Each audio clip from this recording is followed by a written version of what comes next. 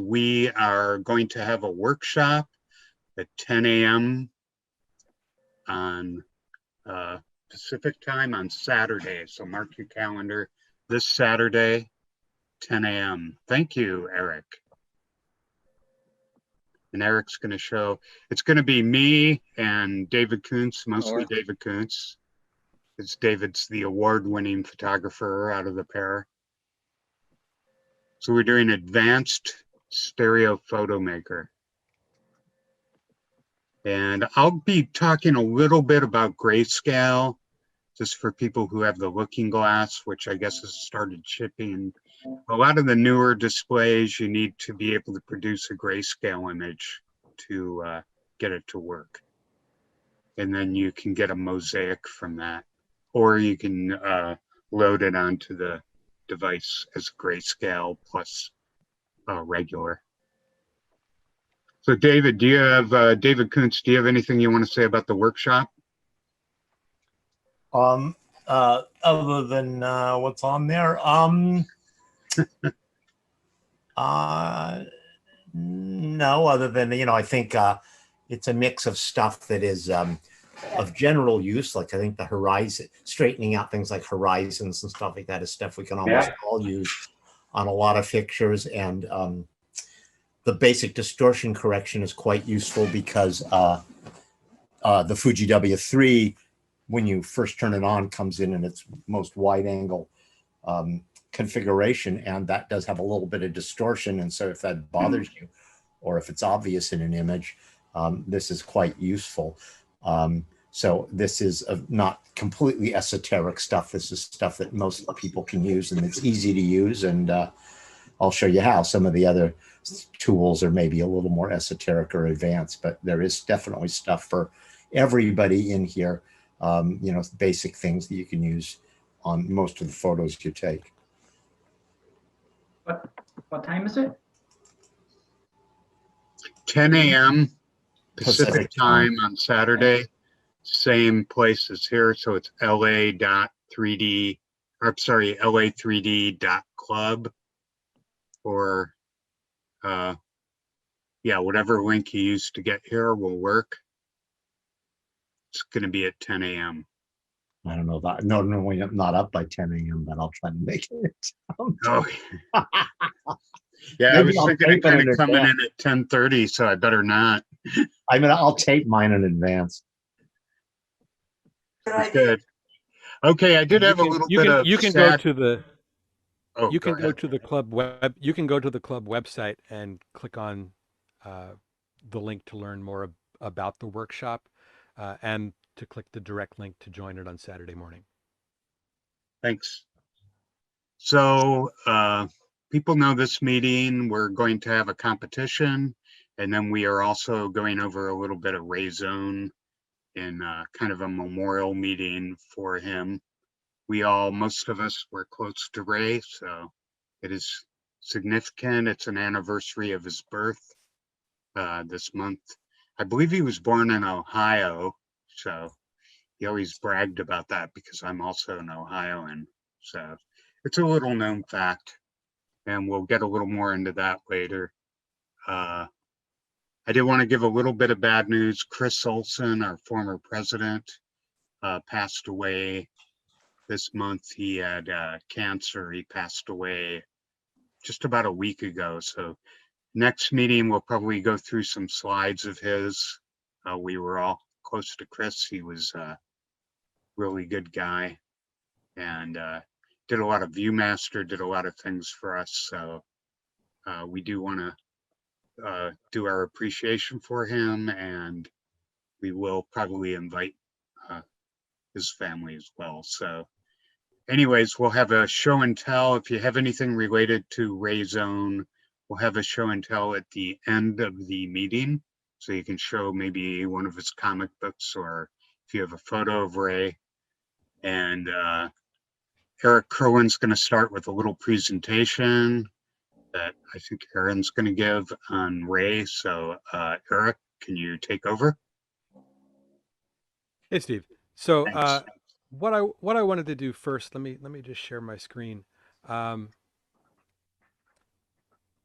as Steve said, we wanted to dedicate tonight's meeting to Ray Zone. His birthday would have been this past weekend, and Ray was a friend and mentor to so many of us. And there is a link on the club website. If you go into the 3D Legends Hall of Fame that Susan Pinsky has put together, you can scroll down to the Ray Zone image and bring up a page on 3D Legends that's dedicated to Ray, with a whole bunch of images of Ray.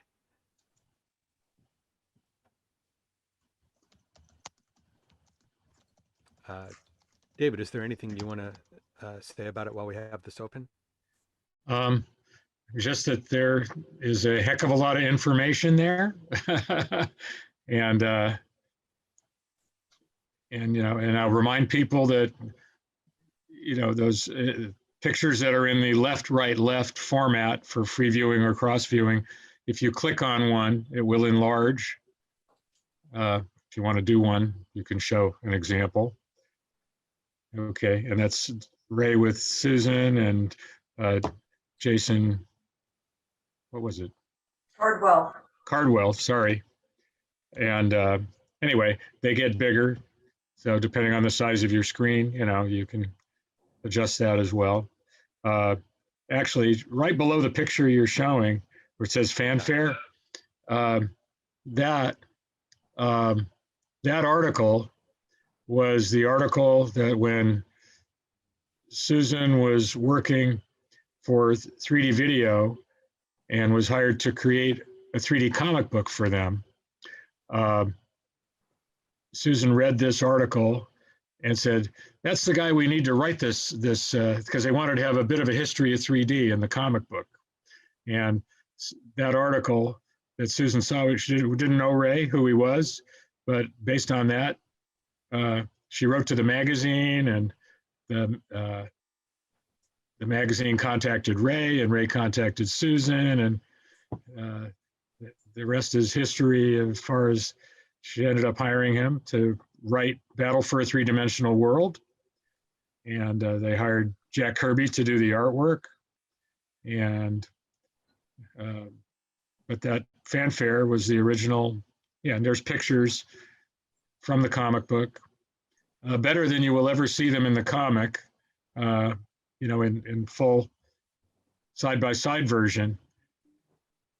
Was the conversion done by Tony Alderson? Yes. At that point, Ray was a writer. He did not know how to convert, and he learned. So Tony Alderson was a 3D Club member and an artist. He also worked in movies and TV later. And Tony Alderson did all the art conversion, but Ray learned the conversion process from Tony. Got it. Yeah. And there's Tony. History. Yeah, that's Tony in the center. Yeah. Next to Ray, looking at the proof of, I don't remember what. I think those were 3D postcards. It looks like the Jaws 3D card set from Topps. Yeah, very, very possible. Oh, and later on later jobs, they often, Ray often hired Tony to help because there was more work than he could handle by himself. Yeah. You can see the page here has quite a lot of information, and I'd encourage anyone who wants to learn more about Ray to visit the 3D Legends website and explore this page. This, of course, launched Ray on a very long career of doing 3D comic book conversions. And a little later this evening, we have a guest joining us, Charles Barnard, who has taken over, carried on Ray's tradition of 3D conversion work for comic books, and has done some really great work. And we'll talk with Charles a little bit later during the meeting. One other thing that I'd like to show you while we have this here,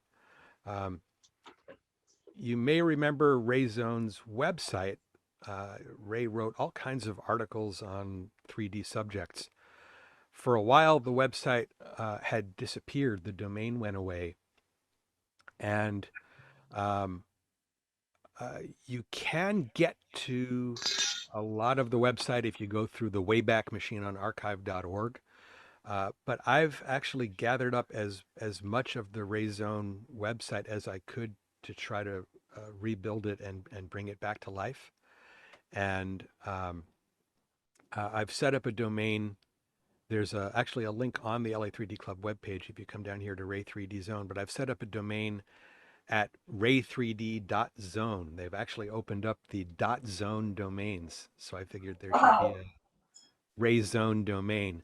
And I've tried to restore as much of Ray's website so that people can still come in and have all of the resources that Ray had put up. Eric, that is wonderful. I downloaded it all before it went away, so I could help you. Oh, great. Yeah. If there are any, I have it all. if there are any, wonderful. Yeah, I think there may be one or two pieces that I still need to get linked back in properly. Okay. But everything should be in here, including one of my favorite things on here, which is Ray Zone's comic checklist. Oh, that's great. That's extensive. So that's a resource, and as I said, I've linked that to the club website here under LA member site links. So if you go to Ray 3D Zone, you can get to that. So we'll talk a lot more about Ray when we talk to Charles and during the show and tell a little later on. But we have a competition tonight, so I am going to turn things over to David Kuntz. And Eric, can I just suggest on that Ray Zone site? Yes, Susan. That you put his birth and death dates. Yeah, I can After his name, so that we realize that he's no longer with us. Sure. I'll put something on the front that says this is an archive. Just on that link. That. Okay. Yeah. I mean, we all wish he was here today with us. But Well, he is in spirit. he is in spirit. He's with us every day in spirit. Anyway, I have him with me in bed. I have to show people that. Hold on. I already did, David. What is it? It's my Quaker Oats box. Wait, let me bring it closer to the camera. It's brilliant. It looks just like Ray. It is Ray. We can't see it from there, Susan. It is Ray. Here it comes. Hold on. I'll spotlight it so we can see it. There we go. Tilt it down. Would you just tilt it? There you go. That's fabulous. Fantastic. This is the oatmeal box Susan uses every day to get her oatmeal. Lovely. I walk into the kitchen and I talk to him every day. Every day. Unfortunately, if he'd eaten more of that instead of other things, he'd probably still be with us, but what are you going to do? Well, that might be true or it might not be, I mean, maybe it was his time. Anyway, I got him here with me in bed.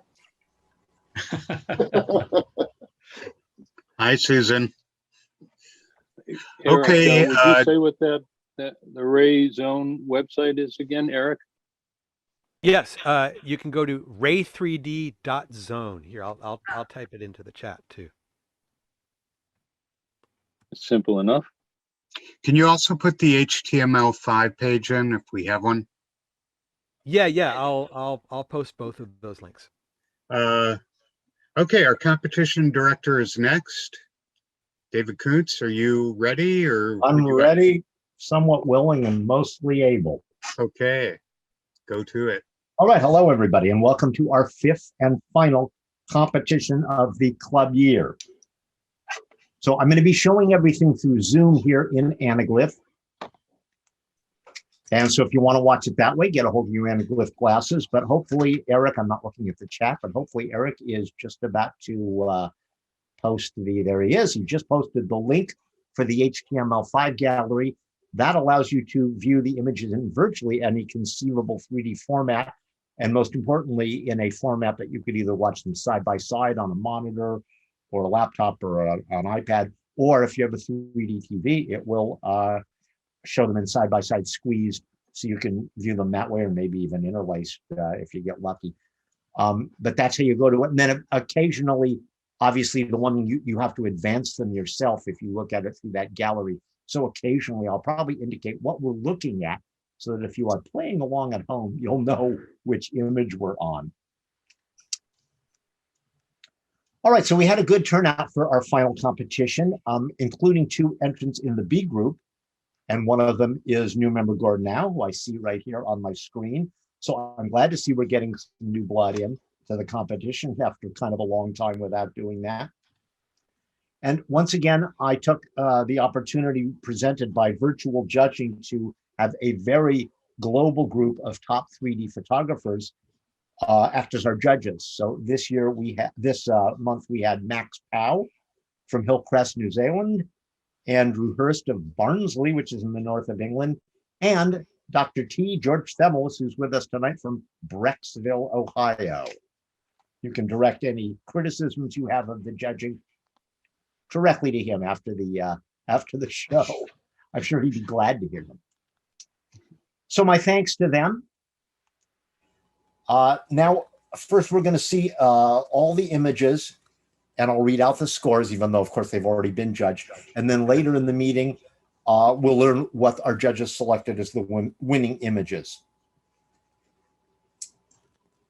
Okay, so let me bring that up. You're starting in the standard category for those of us. Yeah, although I'm going to explain all that as we go, and I'm going to share my screen, and then I'm going to click into this. And if I get that annoying window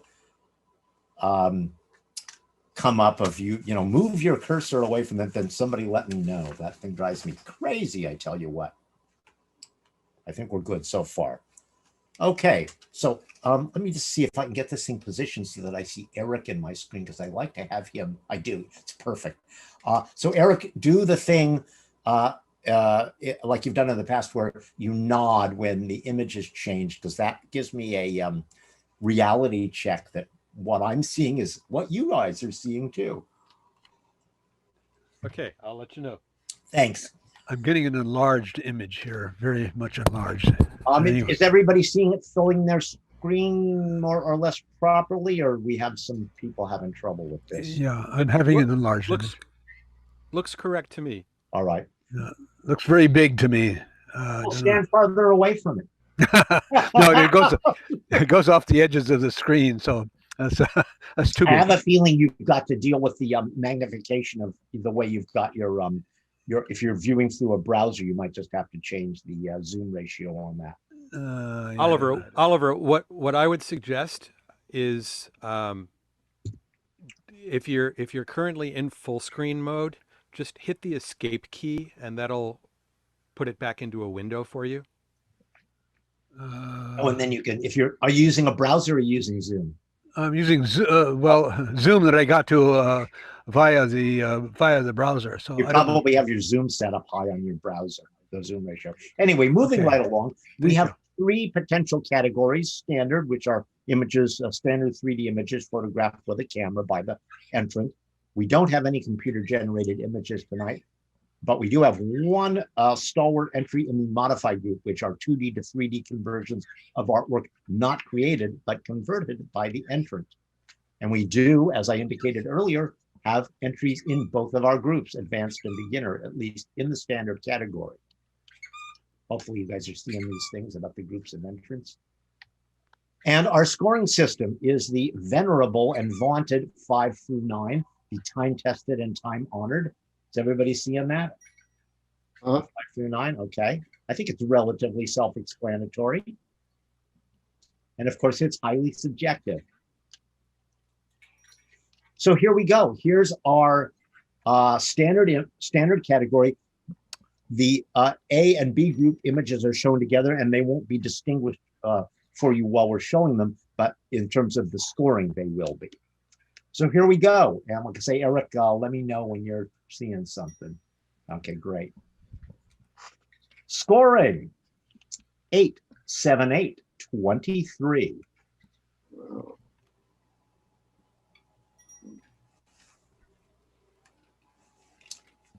7, 7, 7, 21.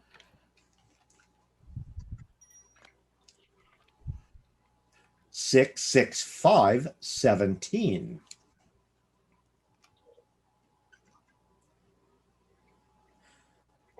5, 5, 6, 16.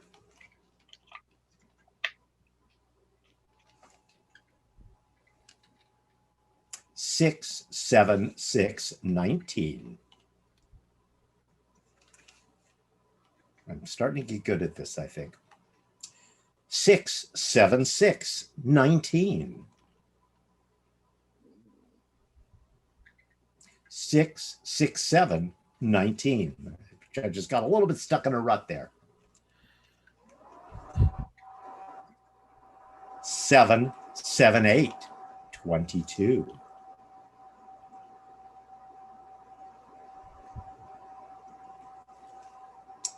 8, 7, 8, 23. They woke up, our judges. 6, 6, 8, 20.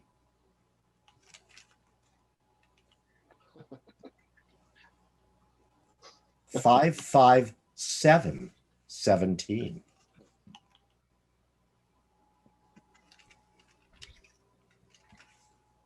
6, 7, 8, 21.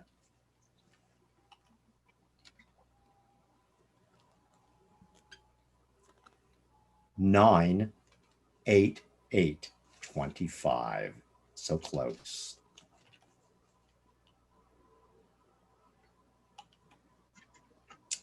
7, 6, 7, 20.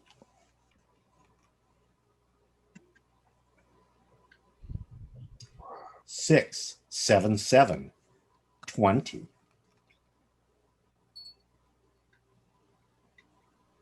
6, 8, 7, 21. 7, 7, 7, 21.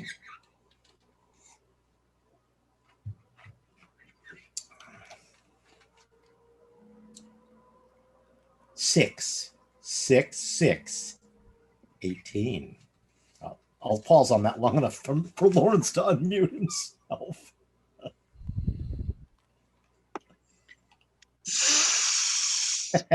Mark of the beast. There we go. We should just have a recording of that so we don't even need you around.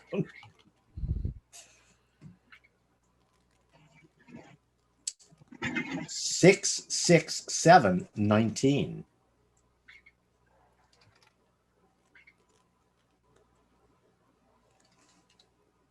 6, 6, 6, 18.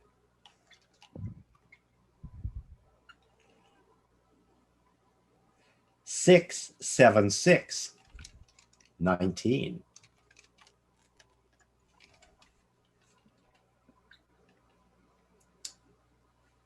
6, 7, 6, 19. It's an interesting how the scores always seem to cluster.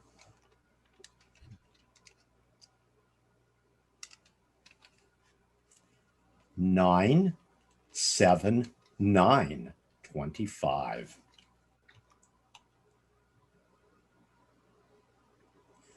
7, 7, 8, 22.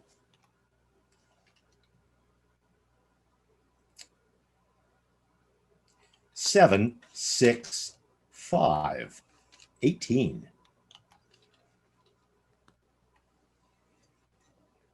8, 9, 8, 25.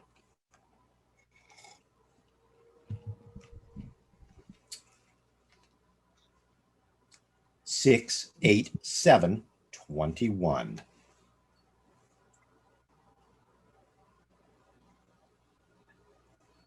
5, 6, 7, 18.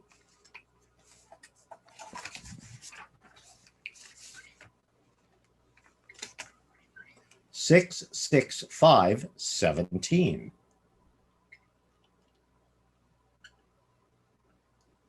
56617.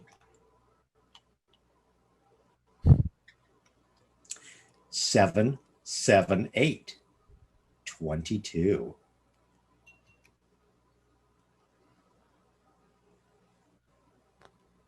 978.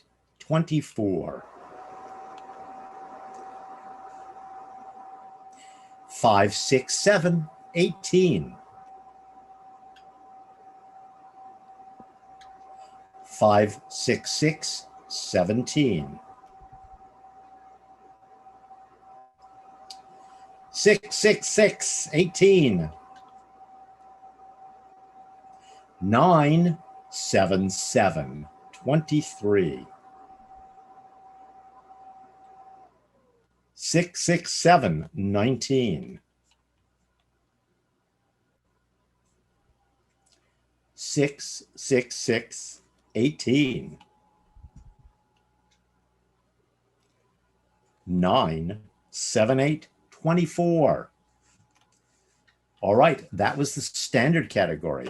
We have one entrant and 3 images in the modified category. Here we go.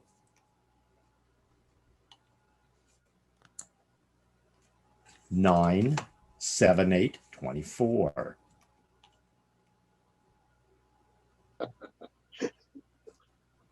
Nine, 8, 9, 26. So close, so close. 9, 8, 8, 25. Okay, you've now seen all the entrants. Now we are going to judge the theme award, and we're going to do that, the group here, everybody who's on this.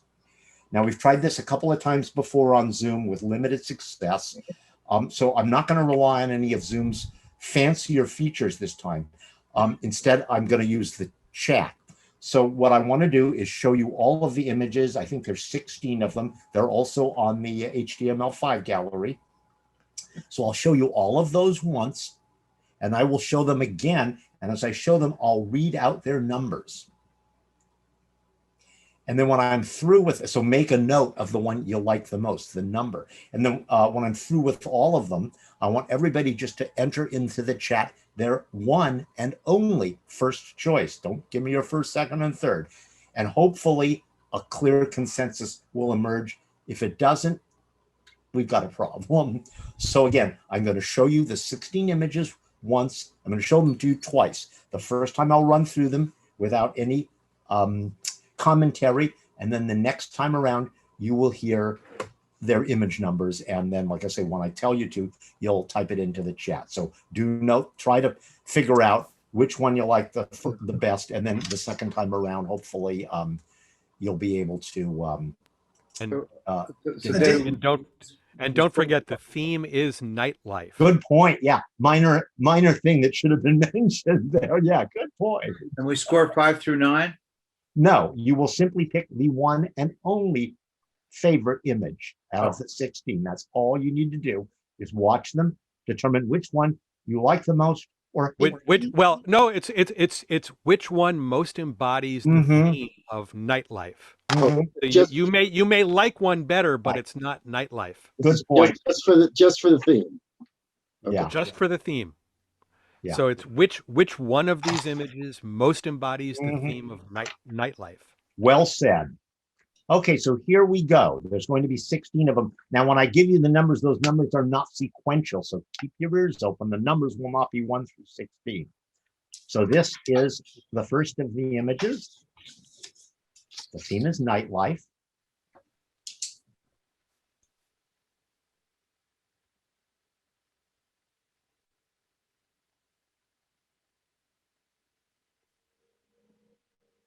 Trying to linger on them long enough to give you a good idea of which one you like the most. Number.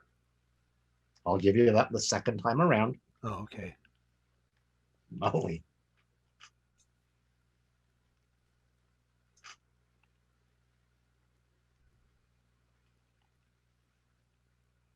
I should have put this on the show so that every one of them is precisely timed the same.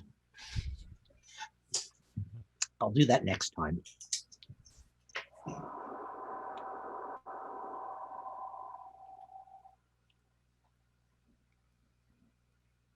might favor one by lingering on it for too long, or cause you to hate it. Yeah, anything's possible.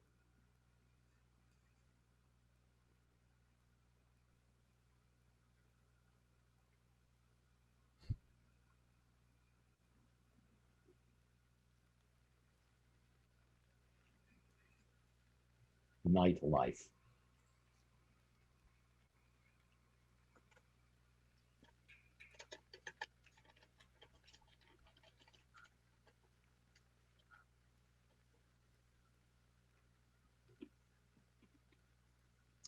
Okay, here we go. We're now going to see them again, and I will read off the number. And as I said, make a note to yourself of the number of the one you like the most.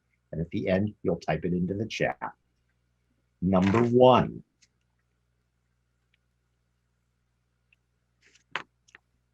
Make sure the chat is set to public. I've been seeing people chat like crazy, so I think it certainly is, right? No, I'm talking about for each person. If they're sometimes it'll it should say to everyone. Right.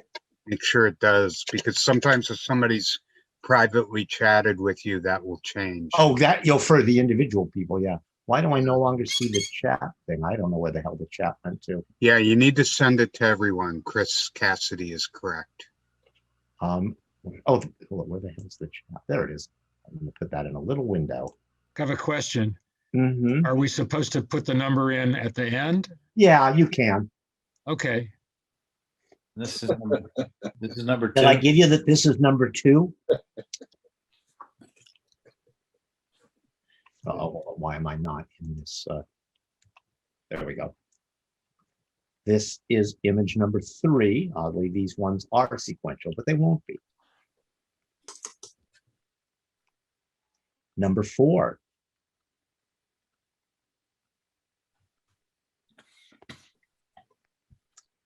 Six. Okay, told you I was going to mess with you. Do we have to recuse ourselves if we have entries? Hell no, I wouldn't. 9.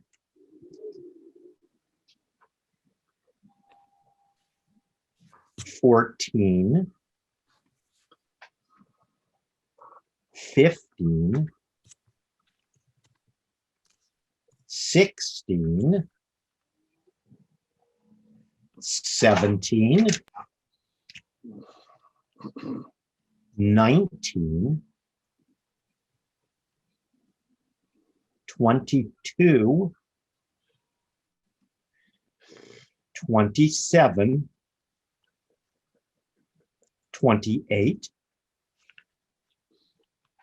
32. 35. You've seen them all. So is everybody ready to register their score? Please, not everybody have a different one or we're completely screwed. I guess I'll copy or something this into a text file. I think I'm seeing a little bit of it. Andrew. Andrew. Why, Andrew? Why?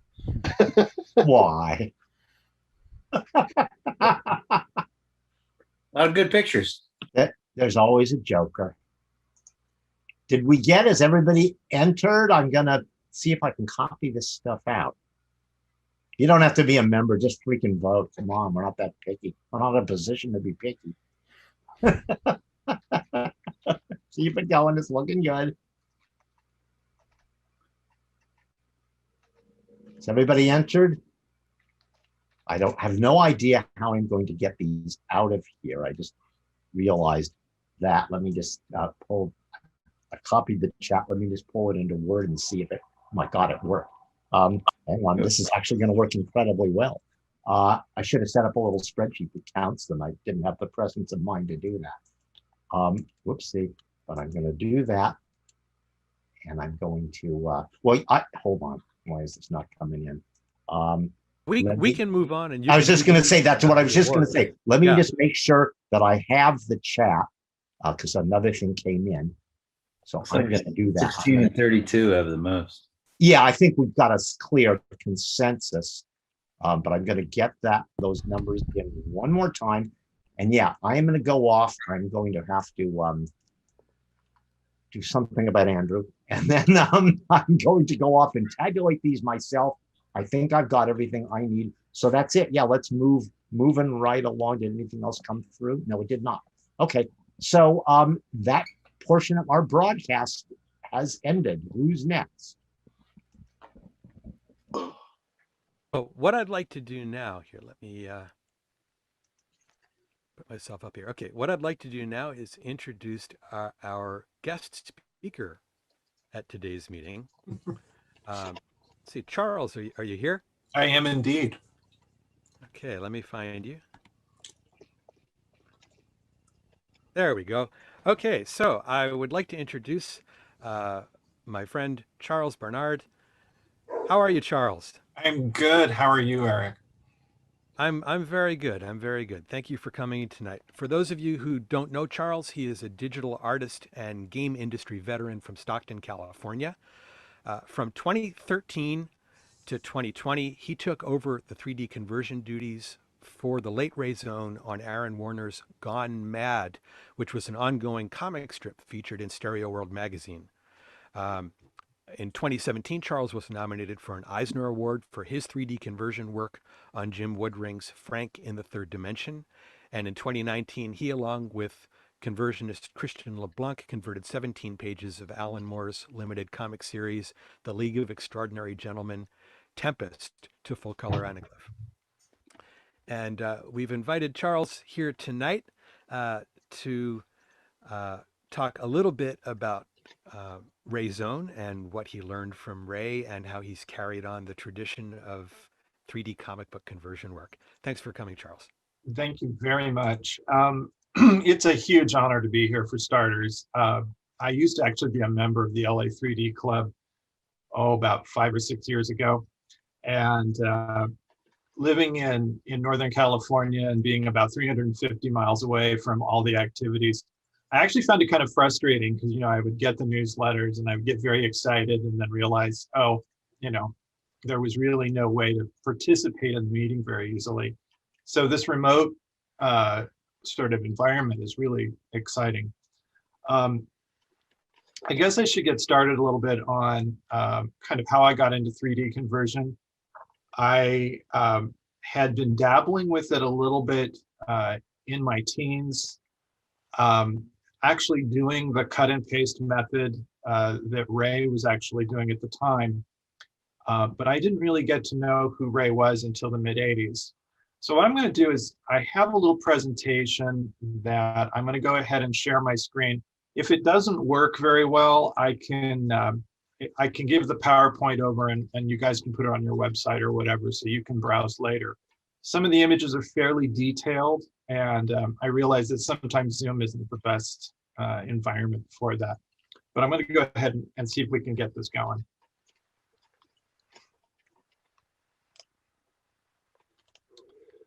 And we will share. And hopefully the magic will work.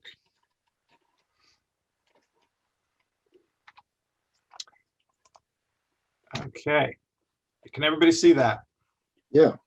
Okay. Yes, we got it. Fantastic.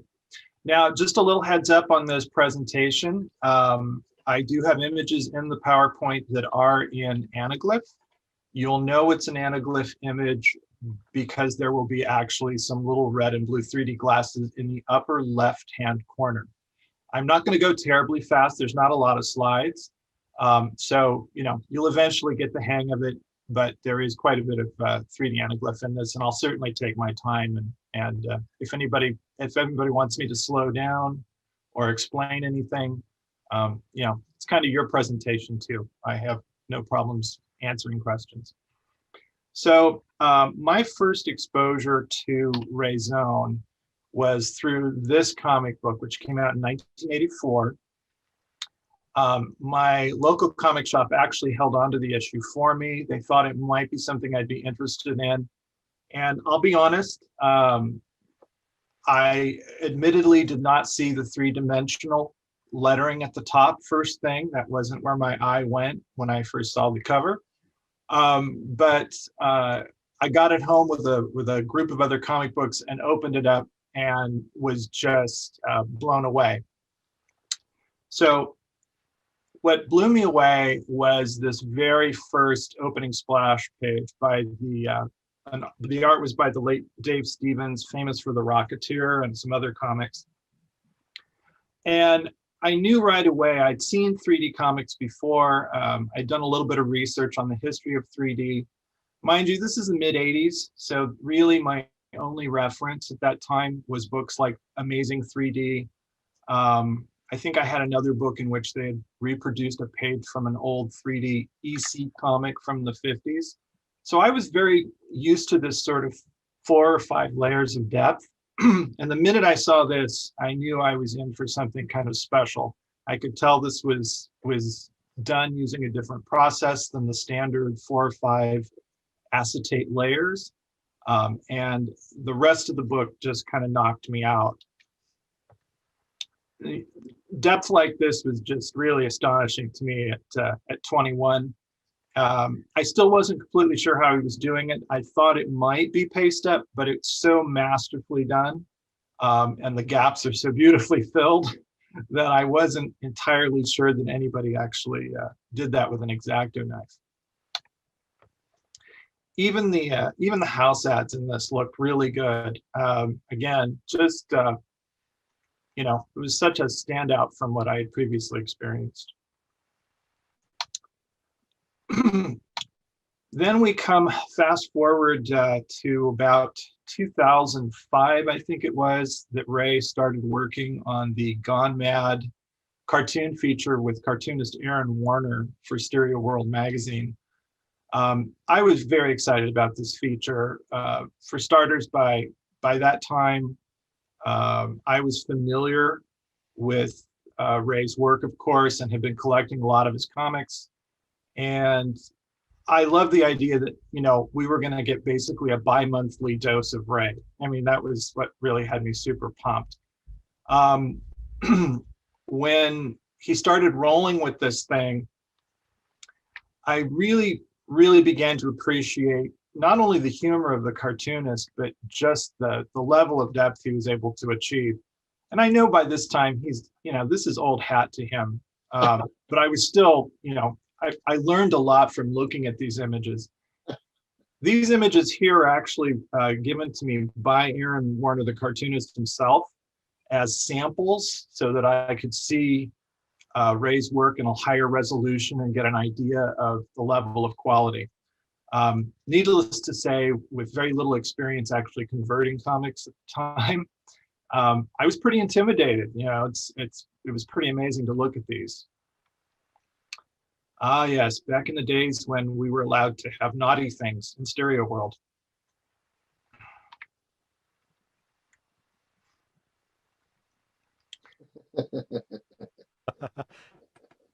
Yeah, I tried to pick some of the classics, but honestly, I have very few of these. I'm actually showing most of them.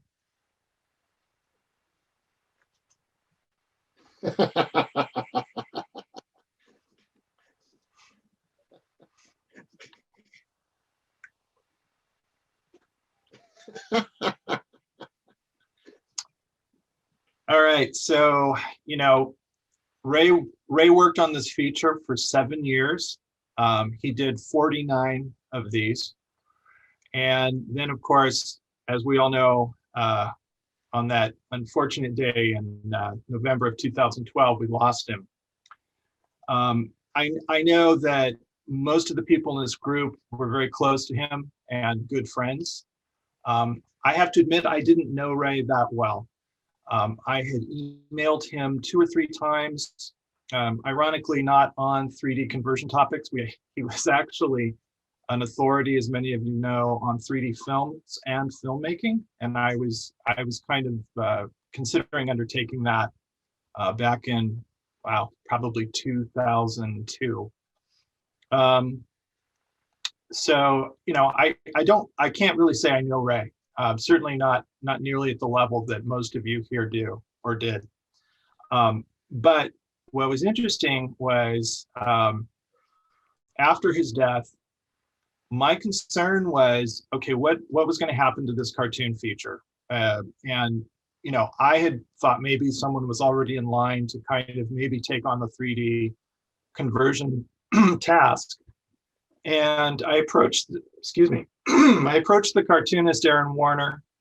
And I'd never spoken to Aaron before. And I just said, hey, do you want to, do you have anybody lined up to do this? And he said, very politely and professionally, no, we don't. And sent me a nice email explaining that he was very pleased that I was interested in trying to continue the feature. And did I have any samples to show? And at that point, I had experiments. I had literally done 3 or 4, and unfortunately, I was going to dig them up for this presentation, but they were very primitive attempts in Photoshop to sort of carry that same ray zone feel. I sent those to Aaron, and I didn't hear from him for about a week, but he got back to me and said, all right, we've talked about it, and we're going to give you a shot.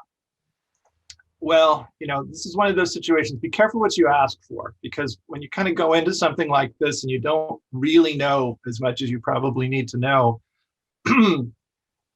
you'll get a drawing like this. And this was the first drawing I received from Aaron. The decision was to run the feature right after Ray's death. You guys might remember it was actually flat. It was a pile of 3D glasses, and it was not in stereo. It was his sort of commemoration to Ray. And then he decided he wanted to run the next one in 3D. So he sent me this drawing, and I loved the drawing and I loved the gag. And then I realized I was in deep, because I had no idea how I was going to convert a tabletop or make sure, make it look like a box of stereo views was sitting on it. I had no clue.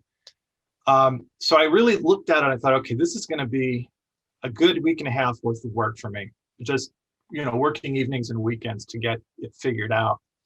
So I casually asked Aaron, I said, so, how long did Ray typically take on these? He goes, oh, he'd normally get them back to me in a day or two. And I seriously had second thoughts at that moment. Because I really didn't think I was going to be able to work at that pace, and I admitted it. And I said, there's no way I could do this in a day or two. And he said, well, don't worry about it. The schedule's not that tight. Do the best you can. So this was my solution, and I kind of considered this really my first conversion, because it really is my first completed conversion. And I think most of you with your trained eyes can see there's some issues, but I was pretty pleased at the time that I got it done, and it generally carried the effect I was going for. I can barely look at it now, I'll admit it, but at the time I was pretty excited. I learned a lot on this first cartoon. By the second one, and no, I'm not going to make you go through every single one of these. But on the second one, I really started wanting to explore getting more volume, actually getting roundness or rounding effects on characters. And this one took even longer than the first, because I really wanted to give roundness to their bodies and try to find as much opportunity to build out the depth. And over the subsequent years, this was a couple years later, I just started getting crazy. I mean, it just started to the point where I was getting comfortable enough with the process. And I'll talk a little bit about the process when I'm done here. I got so into the process that then I began building out details that really weren't even visible in the final reproduction of the magazine. As you know, those images are 2.5 inches wide. They're I think it's 133 line per inch magazine print res. You really do lose quite a bit, even with magnification. but I was not deterred at all. I wanted to keep going. Any questions? Somebody? Okay. This is an example of how ridiculous things got. This was about a year later. By now I think this is around 2016, 2014, 2016, somewhere in there. But you can see, I mean, I'm starting to get into details here that will never be visible at magazine resolution. Wow. And I'm doing every hair, it's just, I'm just getting kind of nuts. The reason I'm showing this one, this was actually the next to the last feature that Aaron and I did together, this was the one time that my gag idea made it into the feature. Everything else had been written and conceived by Aaron. And he would always ask me once in a while, hey, if you get any ideas for gags, shoot them my way. I'd love to think about it. And I just don't consider myself a gag writer, so it was always like, no, I don't really have any ideas. But this one idea came to me of the idea of a couple doing the cha-cha with the camera, thinking they were taking stereo photos, the cha-cha method. So he actually wrote the final, and of course drew the final image here, but it kind of became one of my favorites just because of the fact that it's like the one gag I kind of got into this show. So here's a fun one. This one was never published, and some of you might be able to figure out why. But I'll cover the publishing issues after I discuss some of the technical issues. So oftentimes when you start rounding out a character, the pupils of the eyes are the first things that sort of tend to drift and no longer look like they're looking at other characters. This particular drawing was especially problematic because Aaron did draw the groom with these sort of staring eyes, not really staring at her, just sort of staring into space. So this concerned me a little bit because it seemed very detached from what the actual caption was. So I ended up doing some tests and we experimented with the eyes. So this was the way they were originally drawn. Then we decided to shift the pupils so that he was looking at her at least, or appearing to look at her in her general direction. And then, you can beat me up on the next one because this was my idea. I thought, well, why don't we really play up the gag and go for it? And fortunately, Aaron had the foresight and the better taste to say, no, we'll just go back to the correct and original idea. But he did appreciate the exploration. Well, all of this kind of was for naught, because at the end of the day, we submitted it, and John Dennis, the editor, and this is the first time we got censored. He put the kibosh on it. He said that not only, and he did this in a really nice email, by the way. He didn't kibosh it. He wrote a paragraph explaining why this might not be appropriate for general readership. And he pointed out, unbeknownst to me, that Mark and Lisa happened to be the name of the husband and wife who is the art director of Stereo World magazine. So we kind of had two strikes against us, and Aaron had to hustle up another cartoon, and I had to really crank it out. To this day, I can't even remember which one it was. I was trying to find it in my files. I know that it was, obviously safer for publication. But another aspect of this cartoon I always liked was I always thought that was Ray in the background conducting the I was just going to ask you about that because I was just thinking the exact same thing. Yes, and I never got a confirmation from Aaron. often in these cartoons, though, I did feel like I was seeing caricatures of a lot of NSA members, and he would never fess up to it. But I was pretty confident that he was doing a Ray homage here, but he never said yay or nay. All right, let's get past the eyes here and let's talk about something else. So the other time that I kind of crossed into Ray Zone's territory was in about 2016 or 2017, actually. I got an email from a friend of mine named Christian LeBlanc, who's actually out there right now in the call, and he's another conversionist. He comes from Canada, and he had been working for IDW doing some comic work for them for a couple of years, and we had struck up a really nice relationship and conversations, and he got word through IDW that they were going to be starting a new series or an offshoot series called League of Extraordinary Gentlemen Tempest. A bit of history is that Ray did League of Extraordinary Gentlemen Black Dossier in 2007. He converted 18 pages for that series, working with the artist, Kevin O'Neill, and of course, Alan Moore, the writer.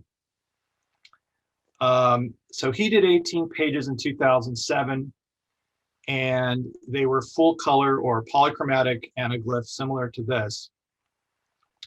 And now, it's 2017, 10 years later, and the same team wants to bring some 3D into the new series, and they don't have Ray. So they contacted Christian, and Christian got a hold of me because he knew it was going to be a job that would be very challenging for one person to handle. You can get a sense at the level of detail here. And folks, if you're looking at this and wondering why there's the weird yellow ghosting, it's because they wanted us to do it literally in red and green. We really, really fought hard to talk them out of that. Because any of you who have tried to print anaglyph already know getting red and cyan is challenging enough in standard CMYK printing, but getting red and green is even more difficult because green just gets so dark so fast, so easily. But Christian and I divided up the work, and we ended up kind of overlapping. Sometimes I would cut the work up for him. I'd cut it up into pieces. He would do the conversion. Sometimes he'd send me his cut up files, and I would do the conversion. And sometimes we'd do a conversion and he would do a portion of it, and I'll get to that. This is the first page in issue 3 in which they transition from 2D to 3D, which is what you're seeing here. The panels gradually go into this 3D colored world. And that's that. From then on, it's all polychromatic 3D like this. And these pages were taking us an average of a week per, and we were working full-time on them just to get everything cut up and formed and distorted so that it had the 3D that was appropriate.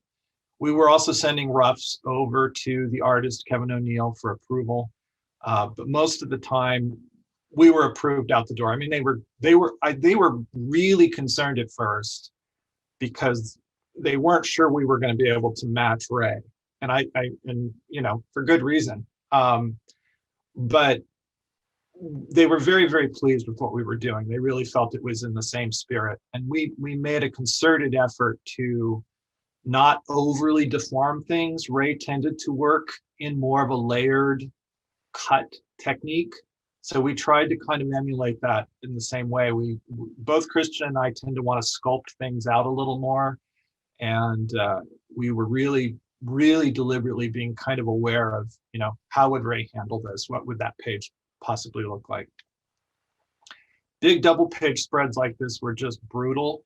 They were fun, but they were a lot of work to get everything kind of figured out, how deep we wanted to go. with thin panels like this, it really narrows your aperture.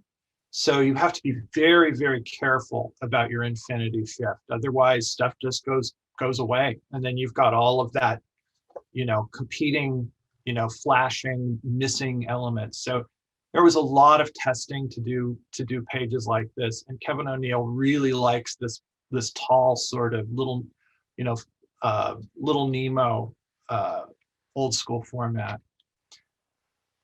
This was actually a final page for one of the stories. This one was challenging because of this sort of shellfish collage element. I ended up doing a lot of distortion and stuff to finally kind of get the form, but it was just literally a big collage of stuff. Here's a double spread. I think this is one I cut up, but Christian did all the conversion of, and it was quite a challenge getting those little geometric elements because they're really impossible, drawings. They're, the artist was playing with perspective, allowing some lines to show through and others be hidden. A lot of really hard decisions had to be made. And sometimes it works, and sometimes you're just constantly tweaking it to trying to resolve it and not make it look distorted or strange. This was a page I did. I'm a huge fan of big monster movies, so Christian was very generous because I pretty much pounced on it and begged to be the one who got to do it. But it was brutal. I got really caught up in the details, and actually I think this was one of the pages I was a little late on. I think I was about 4 or 5 days later than I had told them. And that's it. I think it goes without saying that without Ray, I would not have had the opportunities I've certainly had to work with not just Aaron Warner and Kevin O'Neill and other artists, but I went on to actually be able to work with artists like Jim Woodring. Right now I'm working with an artist named Mitch O'Connell. And 3D comics aren't dead. That's the good news. But if I were to say one thing about Ray Zone, there is no denying he will probably be the king of 3D comics for generations to come, if not just in sheer output. I've been doing this now for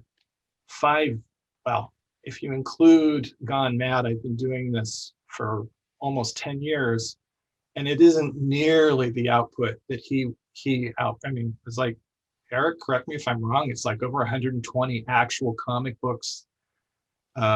And that's not including. Yeah, I think that there were even more than that over the. Yeah, and that's not including the publicity stuff he was doing for companies and being hired to do the serial stuff. So this is the thing that really amazes me, is his output, but also he had a real artist's eye. He knew how to push the rules.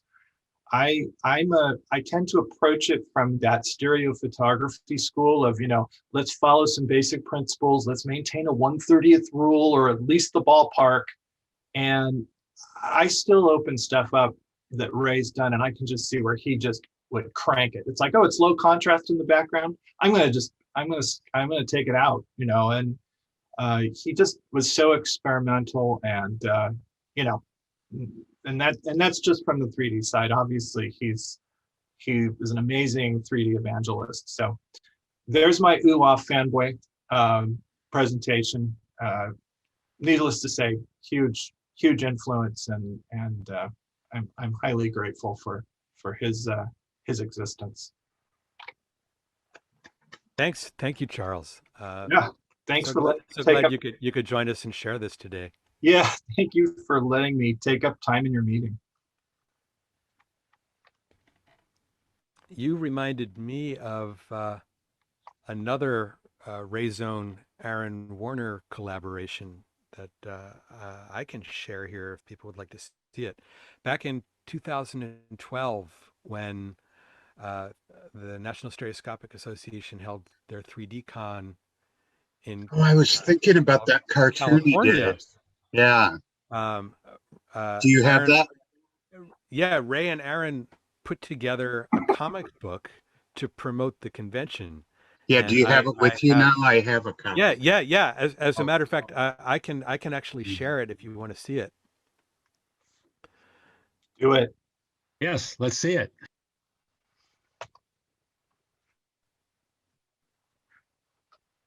So this was the 4-page comic drawn by Aaron Warner and converted by Ray. I'm not sure why they chose these colors for the cover, knowing that it was going to be anaglyph, but the pages inside are monochrome. Yeah.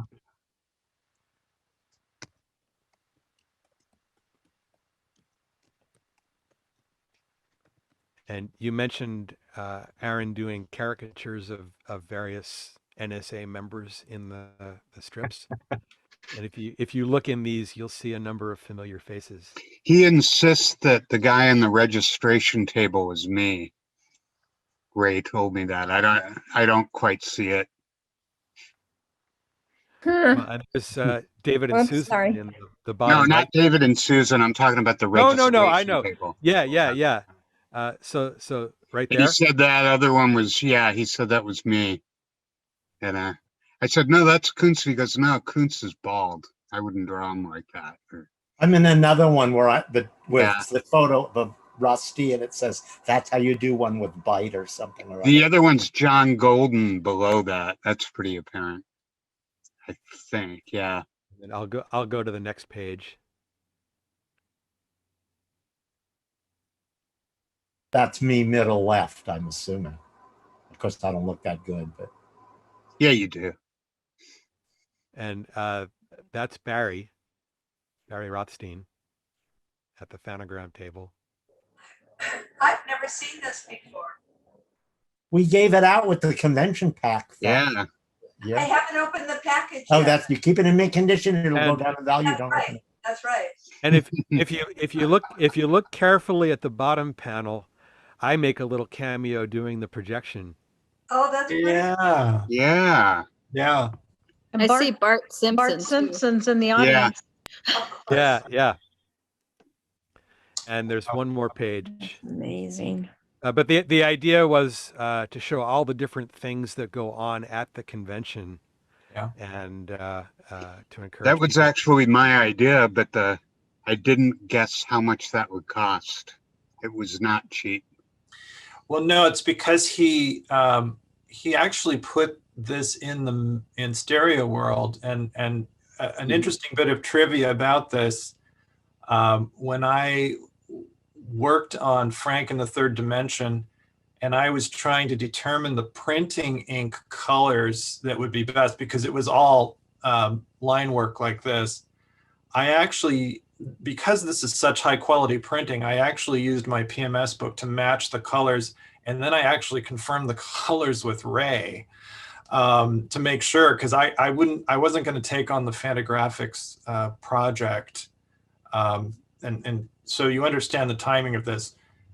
I had been considering starting this before I even did Gone Mad and before Ray's death. So I actually had contacted Ray to kind of confirm the PMS colors that I was reading. But this is one of the few pieces where the color accuracy of the printing inks was preserved, because they went to like a 6-color press. So it had a standard CMYK cover, but then he had them do 2 custom formulated colors just to print the interior black and white. So I can't imagine that wouldn't have been expensive.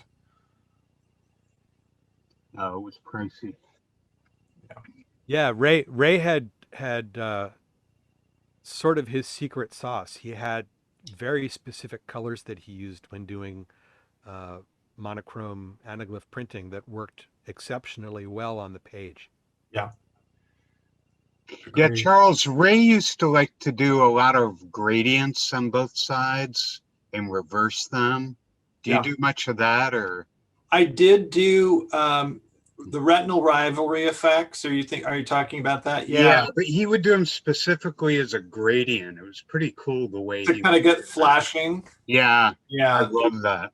See, that's the kind of thing that I actually had to kind of start getting into in just the last couple of years, because it became an opportunity where it's like, okay, I've got a comic with laser beams in it. I'll reverse them out just so I get some flash.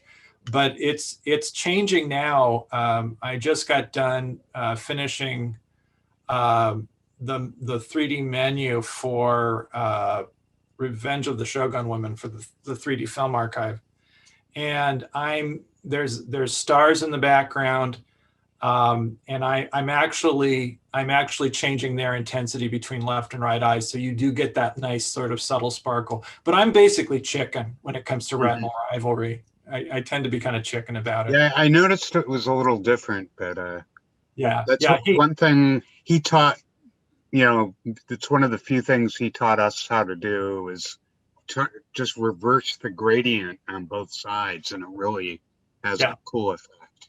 Yeah, there's so much to learn. And again, I think a good portion of it is the fact that my admiration is the fact that he didn't need the rules. He knew the rules well enough that it really came down to how does it look? How's it working? And I tend to rely again on more steadfast, I'm a little more religious about it.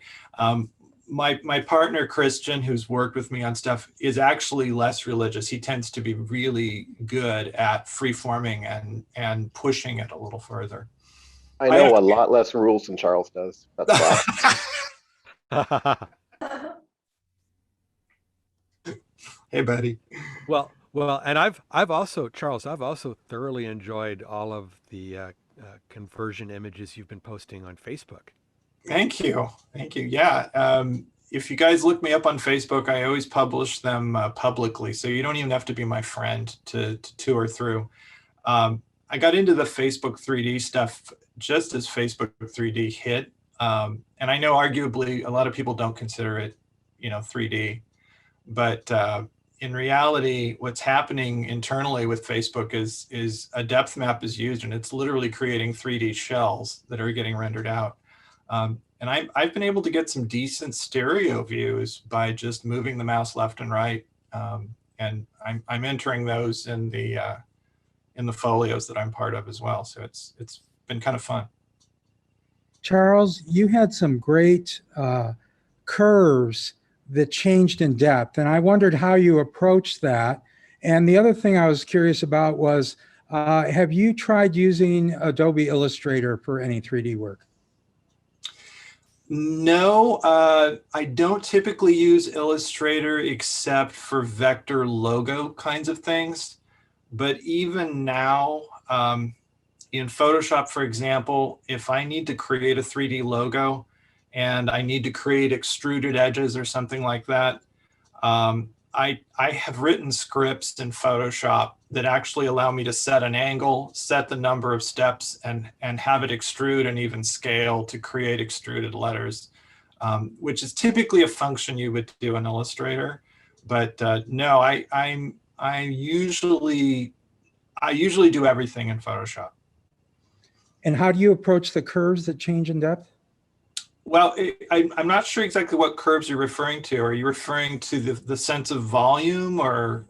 Yeah, you had like sort of a sweeping walkway and so forth that changed. Okay.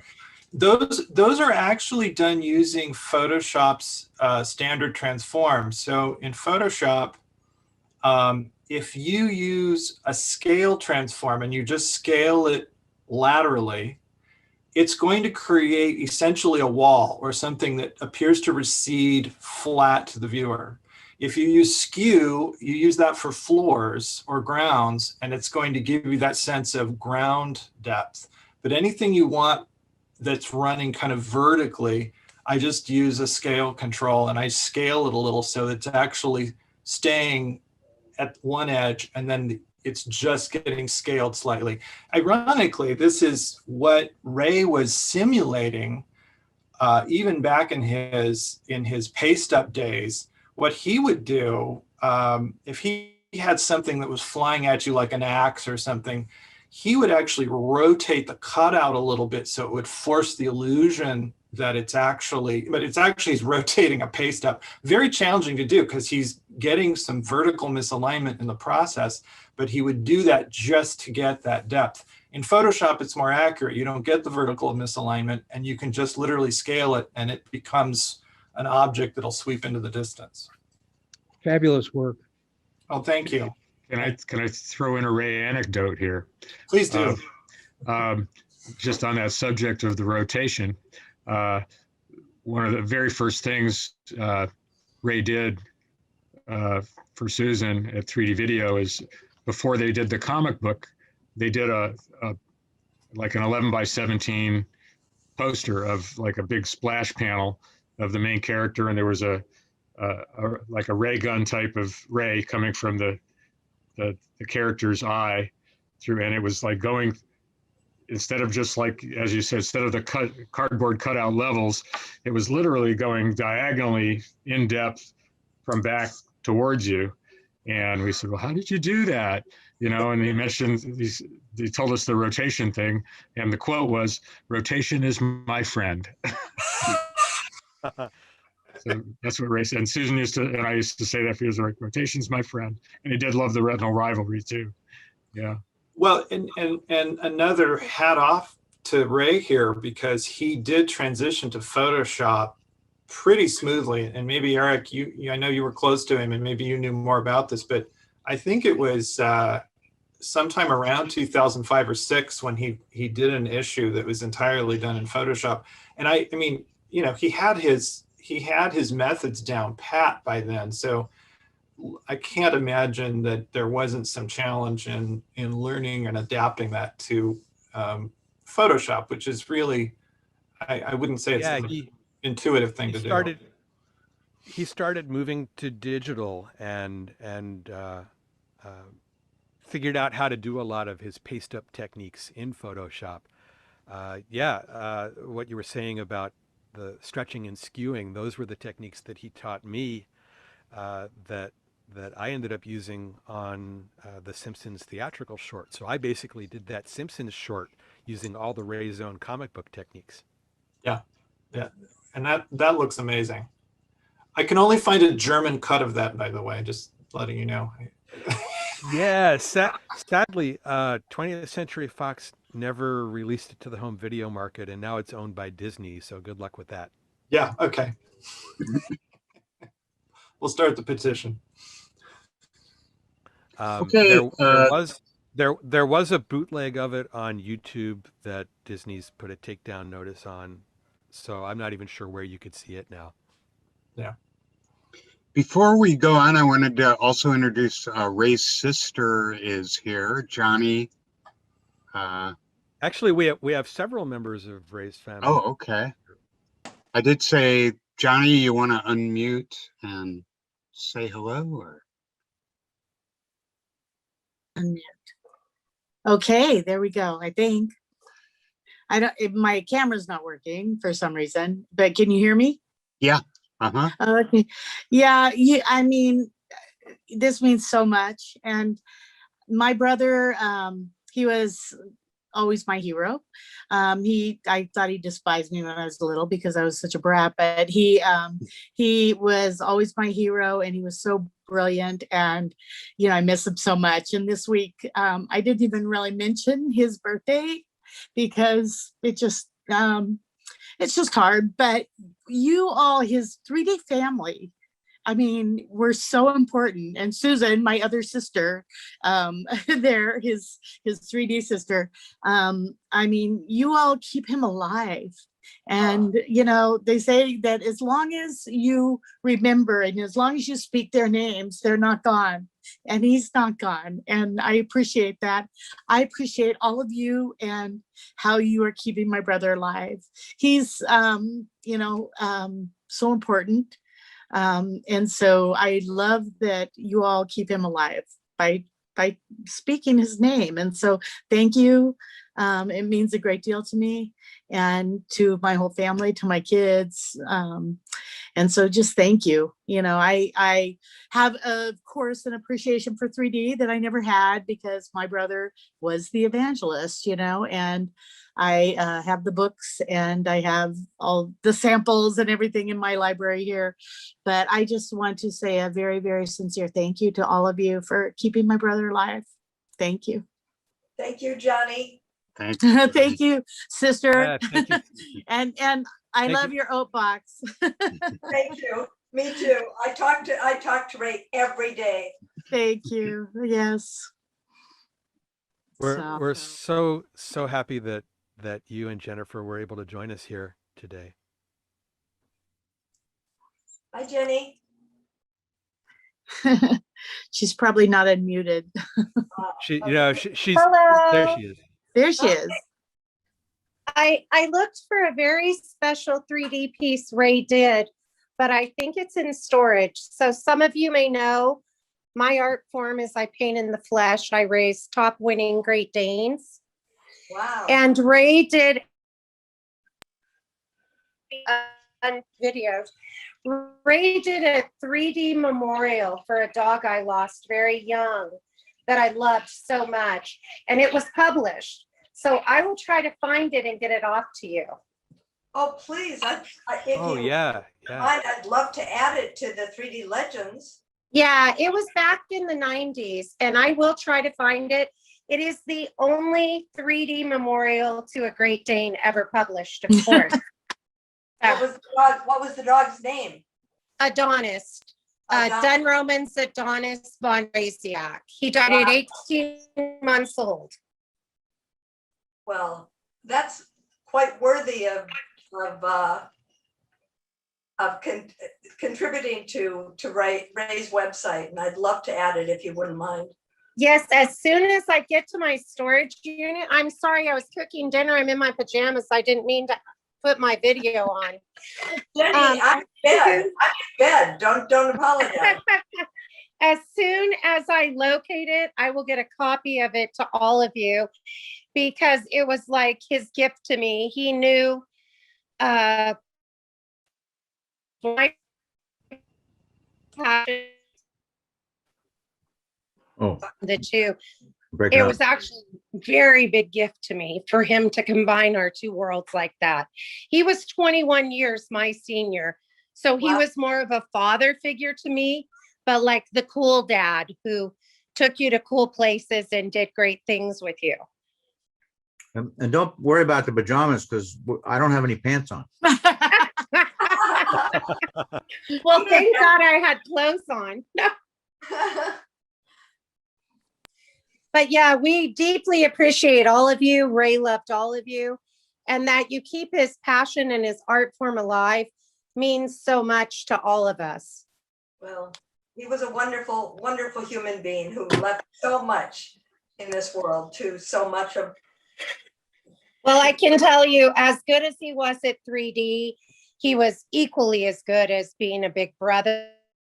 You were very my mother. Yeah, and my mother, if she were living, would tell you he hung not only the moon, but the sun. So he was a wonderful son. Definitely the favorite. So, but thank you all. Well, we're so glad you could be here. You know, Ray was such an important part of this club for so many years. And yeah, we learned so much from him, and will continue to keep his memory and his work alive. And we're going to have we're going to have a show and tell to end the meeting. I think we need the results. Competition. No, I know. That's what I'm saying. We're going to have a show and tell at the end of this meeting, where we'd love to hear more stories about Ray and any Ray Zone images or items that you may have that you want to share. And we'll do that right after we hear how the competition results ended up. David Kuntz, are you there? Okay, I am here. I am ready. I am going to, where the hell's the share button? There we go. Take over and do that. And if all goes well, any moment now, you should be seeing the logo. And it's an anaglyph once again. Has everybody got that? Yep. Okay. Are we good to go? We're all seeing it? Yep. Okay. We'll start off with the modified category. We had just the A group.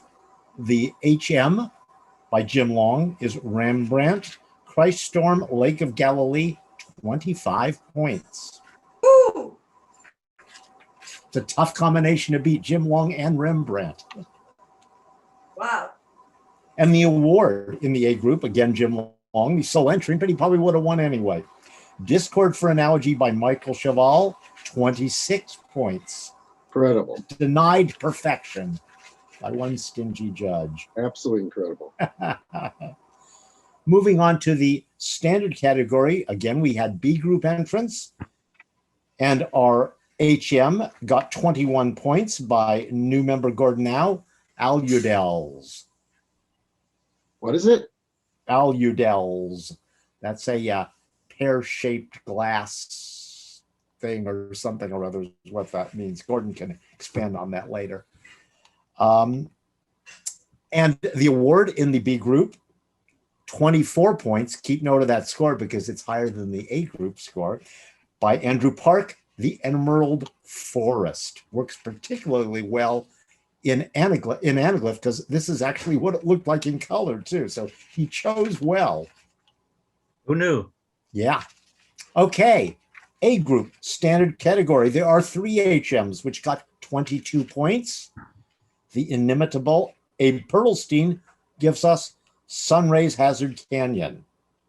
Hooray! Also works extremely well in anaglyph because it's black and white. Yep. The second of our HMs by Lawrence Kaufman is Reenactors, again, 22 points. And keeping it all in the family, the third HM is from Cassie Kaufman, Sideways Man. That'll save me money on sending them the ribbons because I can put both of them in one envelope. So thank you. And the awards in the A group standard category, 23 points. The first there are 2. Basketball Toss by Lee Pratt. And from Susan Pinsky, Castlecombe Store. Again, 23 points. And our theme award. Out of the 40 votes that were cast, it got 9. The next one was 6. So we had a very clear consensus on this. It's Queen by Eric Kurland. And the system we just had for judging the theme award seems to work extremely well. So we'll be doing it that way in the future. Oh. So that concludes the competition. Thank you for entering. And of course, you'll see the full statistics, cumulative. Oh, you won't see the cumulative scores in the news this month because those will be revealed in whenever the heck, July, when we have the image of the year presentation. But you will see the winners from the May competition. So that's it for the May competition. Thank you. And thank you to our judges. If George is still here, I don't know. Did we lose him? George, are you still here? Probably dropped off. No, he's still here, but he probably fell asleep. Oh. He doesn't say much. I have a question. Is Jim Long here? He was. He was. Yeah. Jim, are you still here? I'm here. I'm here. Yeah, was that painting the one that was stolen from the Isabel Stewart Garden? That's why I chose it. Sure was. He did that. He stole it and he actually cut it with scissors. Yeah. I was going to ask him if that's what he did. If right. we finally solved the mystery. Yeah, Did it's you easier watch than that scanning movie? it. He Or that couldn't have got series, did you that watch it? detail if he hadn't had it sitting in his living room. And now Did we you know the watch the reason series? and who has it. So Yeah, I get they the still haven't reward. found it. It's out there somewhere. Jim, I can I was ask you? inspired by that show. Can I ask you a question, Jim? Sure. The one where the piano is on the ceiling or whatever that instrument is. Yeah, that was nasty. How long did that take? I'm gonna guess it took at least a week. No, but it took a lot longer than I thought. I'll just put it that way because half the time you're working upside down. I mean, mentally. because that gal with the piano on the ceiling, I had to think about, okay, what is in front of what? And you work it up and upside down, it was a lot trickier. Don't you can always just rotate the whole thing, right? Yeah, but when you're working, you can't flip back and forth because you're working on the floor and the ceiling simultaneously. Yeah. Okay. So, yeah, it was nasty. Incredible image. That's a spoof of a Vermeer, isn't it? Yes, it is.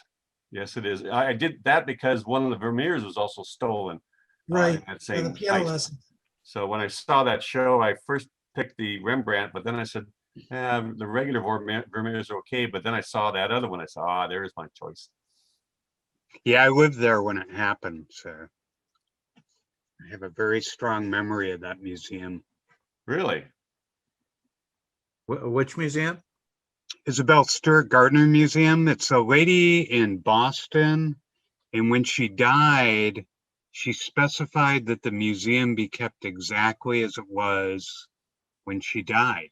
So they couldn't change anything, and that was in the 1890s.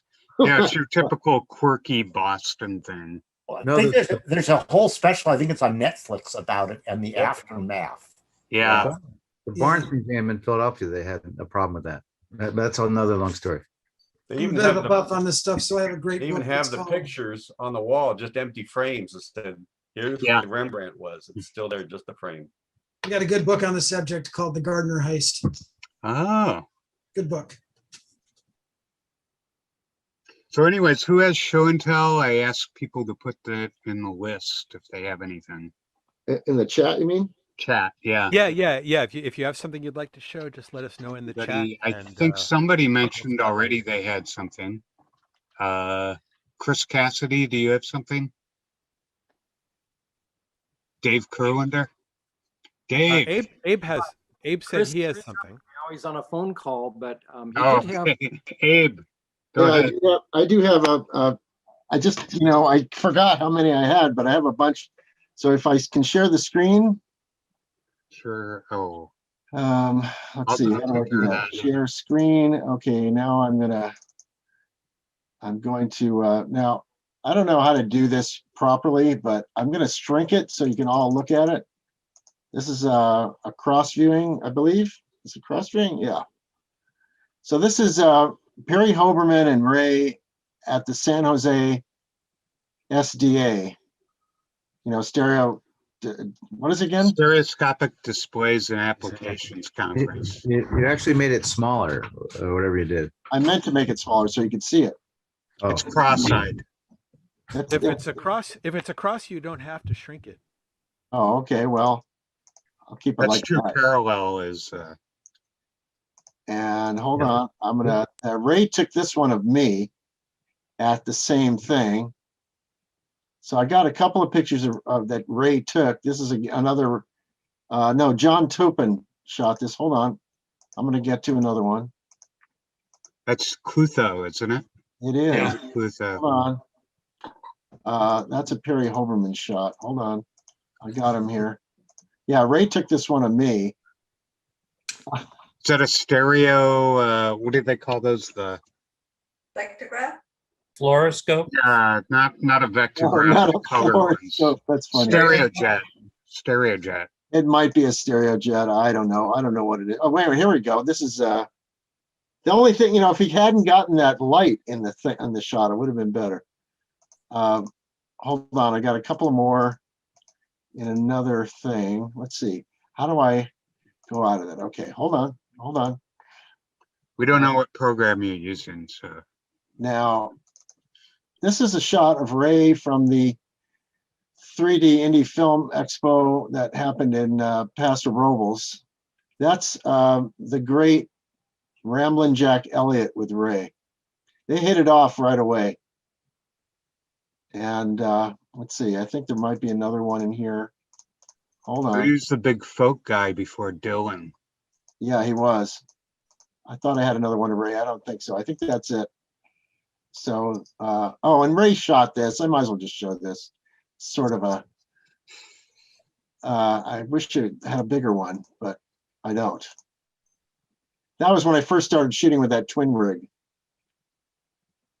Oh my God, I still have that shirt. Anyway, that's it. Why not? You don't still have the cameras, huh? I still have the cameras, but you know what? I don't shoot film anymore. Yeah.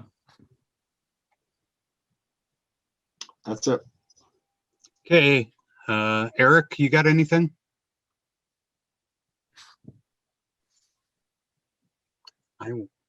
Eric, you're muted. Battle for the three-dimensional yeah. world. This is one of. Oh, I'm sorry. Oh no, Go ahead. Go ahead, Steve. Go ahead.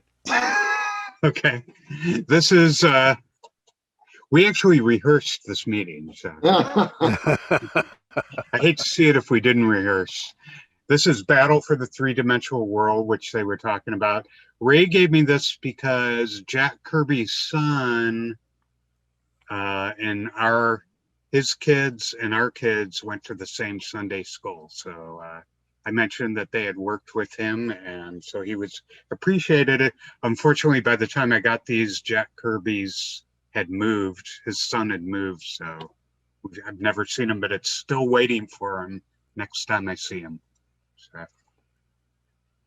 So I thought it was really nice of Ray to get some of these for them, and he signed them somewhere.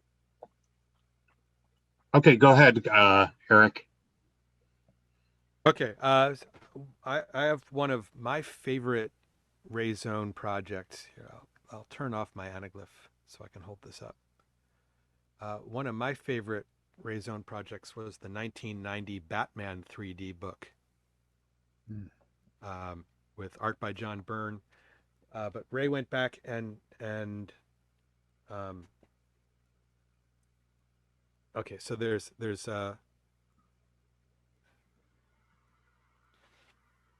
several stories in here in 3D. The new John Byrne story, but they also went back and took one of the classic stories from the 1950s Batman comic book, and Ray improved on it a bit. Let me find it here. So there's this story in the book that was actually originally published back in the 1950s, and Ray went back and reworked it to improve it a bit. And then there's also this really great gallery of images, and one of my favorites is, let me see if I can hold this to the camera, is this image of the Joker tossing these cards. Nice. I think it's your camera on anaglyph and it's an anaglyph. I don't know. No, I turned the anaglyph off on the camera. But your headphones. But anyway, this better than plans.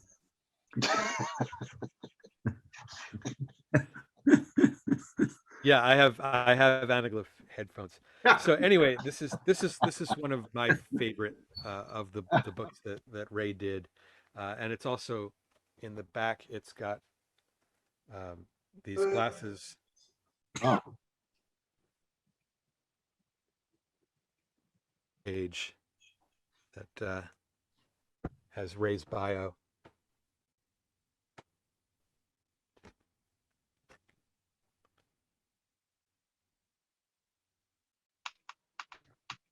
Yeah. What year is that? This was, I believe this was 1990. Okay. Eric, do you know if he had, like how he got a hold of or was able to do the old Batman comic? Because it's like I'm trying to imagine working from a separation from a comic. That's a good question. I'm not actually sure if he was able to get left and right separations, or if he started with the actual art. Lawrence, do you know how Ray worked on that old comic? I don't think he had the original art. He probably made a black and white copy and worked off of that. Yeah, I was going to speculate. he could have just filtered out one side to create a single black and white and then start from scratch with his normal process. Right, right. I also loved, Ray had his own 3D Zone publishing company, and one of the things that he did was he took some of the 1950s comics that were fake 3D. These were in what they called True Vision, where they drew the artwork so that they appear to be popping out of panels, but it wasn't actually a 3D comic book. And then Ray took these comics and made proper 3D comic books out of them. Oh. And then published them. He also did a very strategic device with those, where he started incorporating patterns into the borders, which really helps with pop-out effects because it reduces ghosting, as some of you may know. Again, more Ray genius. Yeah. Here's a really good example. You can see there's like spiral lines that he put onto the page. Yeah, it's not only styly, but it's really going to help if reduce the ghosting of any pop-outs. Here's another one where he made it the sort of a rocky pattern in between the boxes, the panels. Yeah.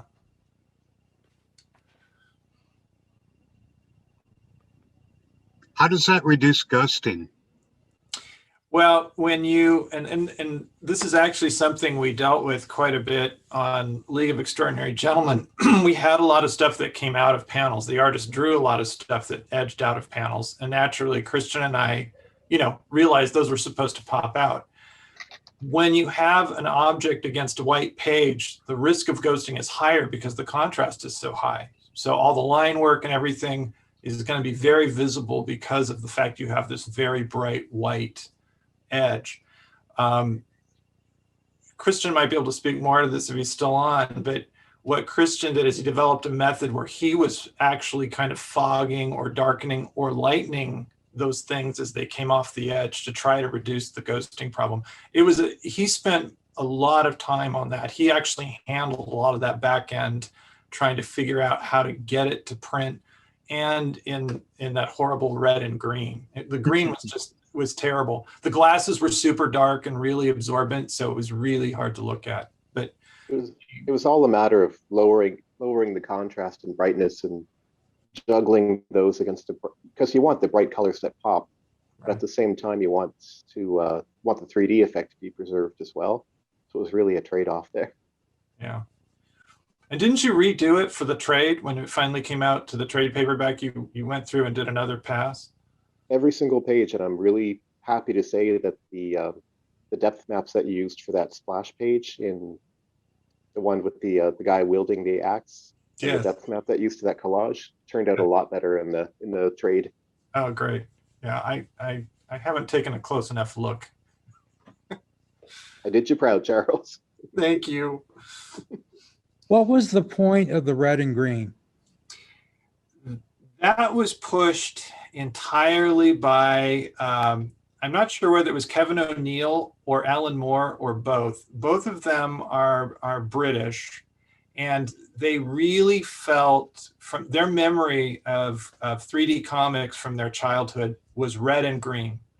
And even before we did the conversions, we really tried to work on them to move it to red and cyan, so we would have, no pun intended, a ghost of a chance. And as a footnote to this, when Zone did his version in 2007, and we noticed it immediately, we noticed he did traditional red and cyan, which was typical of his polychromatic 3D. And we were kind of curious about it because the glasses that came with that book were the red and green, but it still worked fine. We actually kind of busted our butts to try to actually match the green. And it was an uphill battle all the way. And we could not talk him out of it. There were quite a few emails where we were trying to really, even demonstrate how much better red and cyan would work. And they were very adamant. They wanted the red and green. I'm not sure, but I'm pretty sure Charles's method of applying the red and green for the color means that it could be the first printed red and green polychromatic 3D comic. Charles, would you agree? I don't know of any other, because I don't think anybody was as crazy as we were, but we were kind of forced into it. We didn't have a choice. Well, I have a question. If even though they supplied red and green glasses, if it's polychromatic, the green tends to knock out all the color in the glasses. So if you look at it with red and cyan glasses, which a lot of people have, doesn't it look way better? It does. It does, David. Yes. Oh my God, yes. And that was the first thing we noticed, was the fact, because also you have the advantage of the cyan not only allowing more color to pass through, but it's a much brighter lens, particularly if you're using American paper optic glasses. And even more on the green lens thing, they wanted to have exactly the same glasses made for the new book as the old book.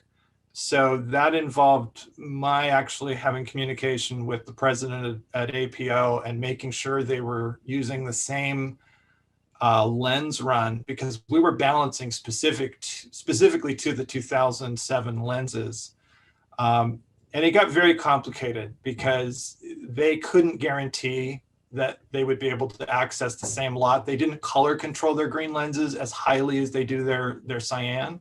So they did their best, but in the end, yeah, it was challenging and nerve-wracking.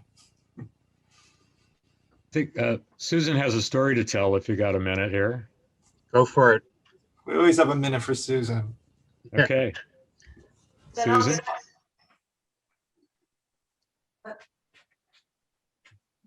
Hi, Oh, good. There you are.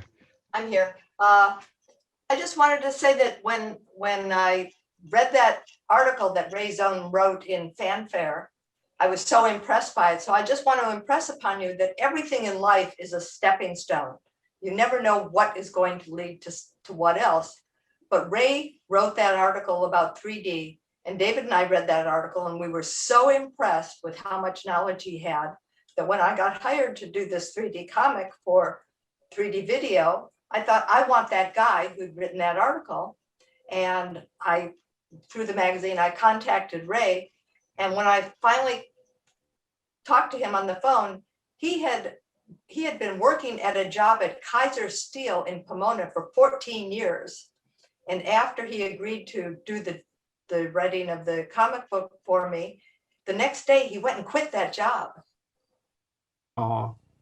After 14 years of working there. So it completely changed his life. So you never know in life what is a stepping stone and what isn't. And within a couple of days of he wrote a wonderful story. I have the original story that he wrote that was not used because the owner of the company revised it to include himself and a few others. But I had to fight for keeping in the information that Ray wrote. But Ray, within days, Ray came over to 3D Video and asked for a job there and got a job at 3D Video. So anyway, I miss him terribly, and I just have to show you again. This is what I wake up to every day. What did he do at 3D Video? What?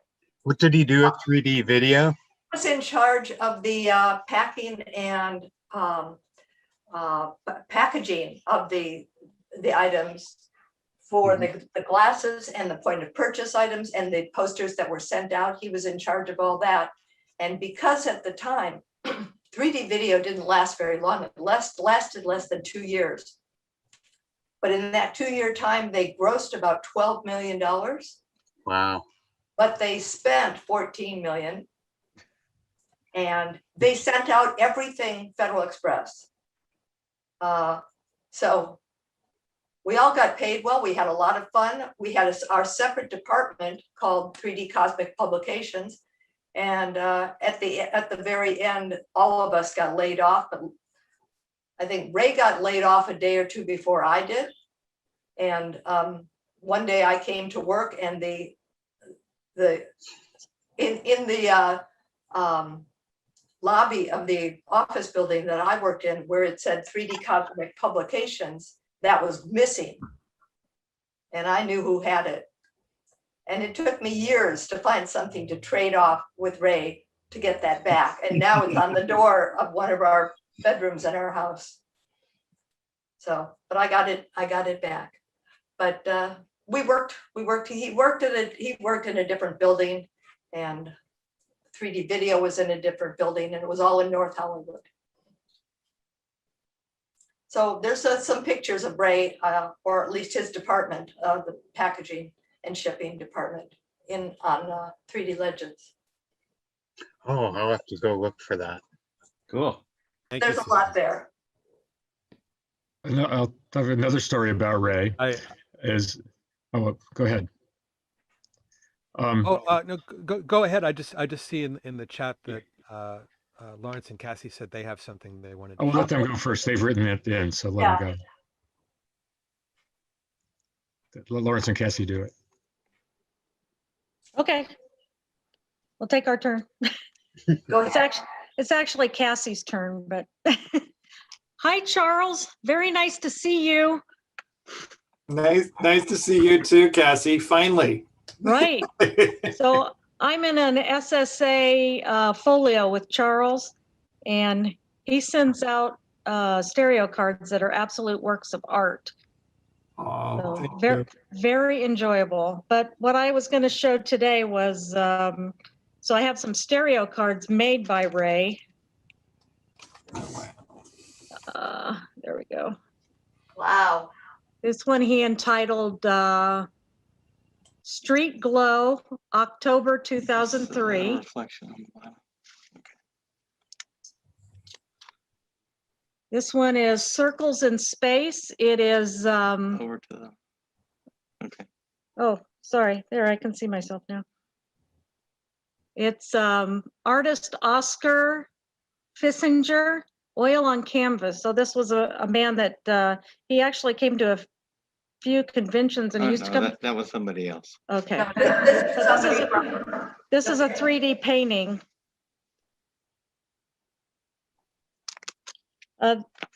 This is something Ray worked on. Kid cuisine, frozen meals. So after the kid after he ate the food, or she ate the food, Or me. there was the tray had 3D drawings on it, so the kids could see the 3D after they finished their meal. But oh my God, do you have one of those? yes, I have more than one of those.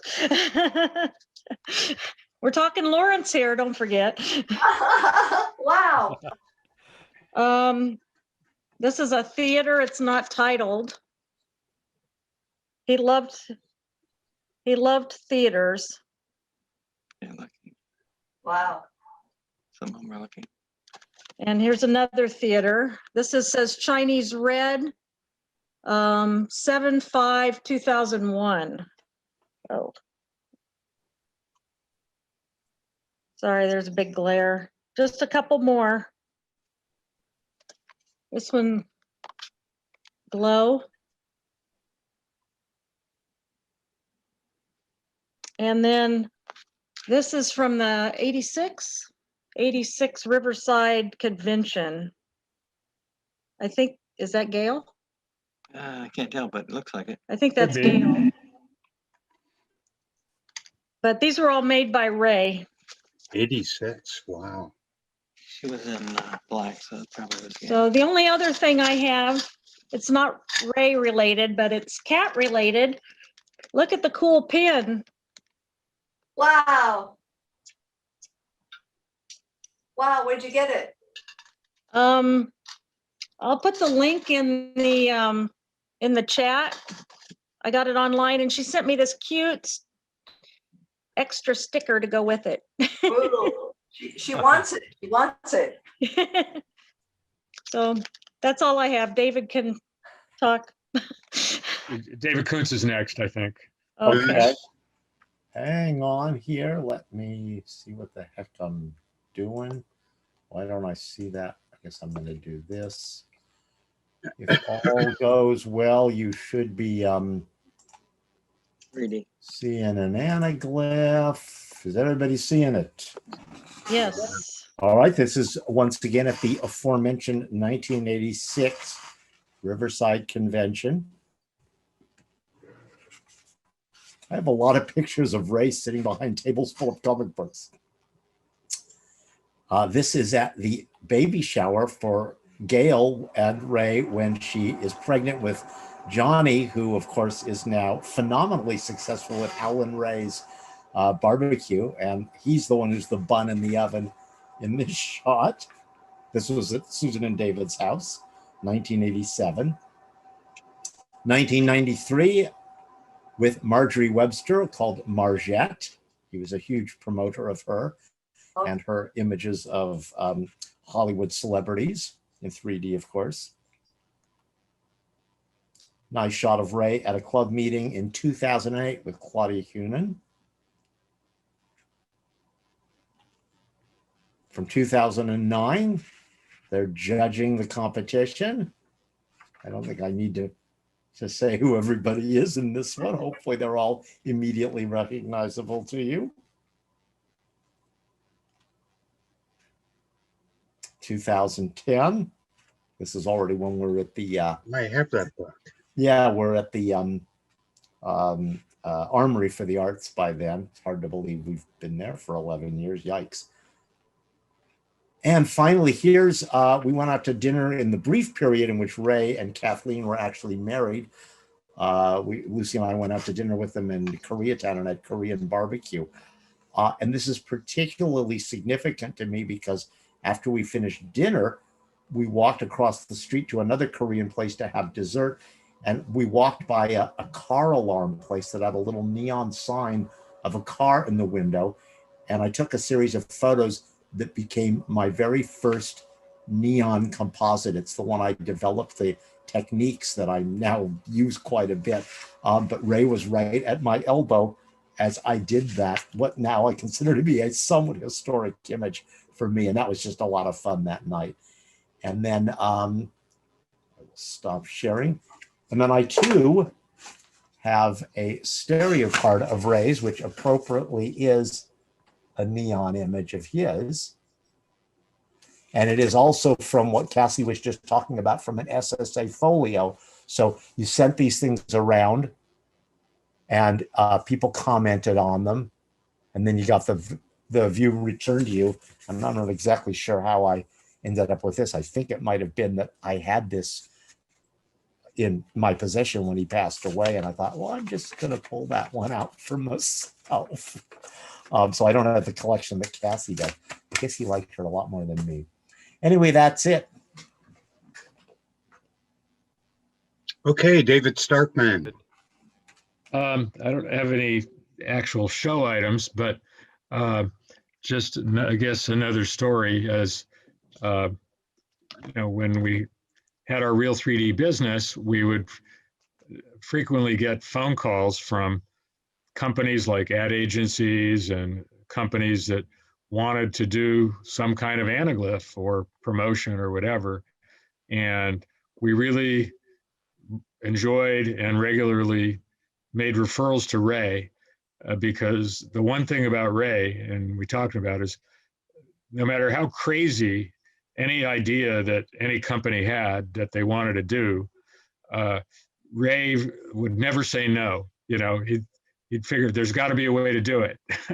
And that was just a wonderful thing about Ray and 3D, is there wasn't anything he wasn't willing to try to make 3D.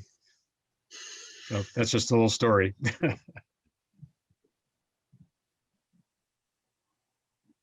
Did anyone else have something that they wanted to share? I've got a little, just a quick anaglyph I can show. Carl, go ahead. I just have a quick anaglyph here I can show of them. I think this was from boy, I think this would have been just before he. We're seeing your desktop. There we go. There it is. Oh, the He and I- Toshiba. Yeah, he was I think this was just before he passed. As one of the last meetings, he was there shooting everybody in 3D. So I caught him shooting me, so I got him back. Anyway, that's it.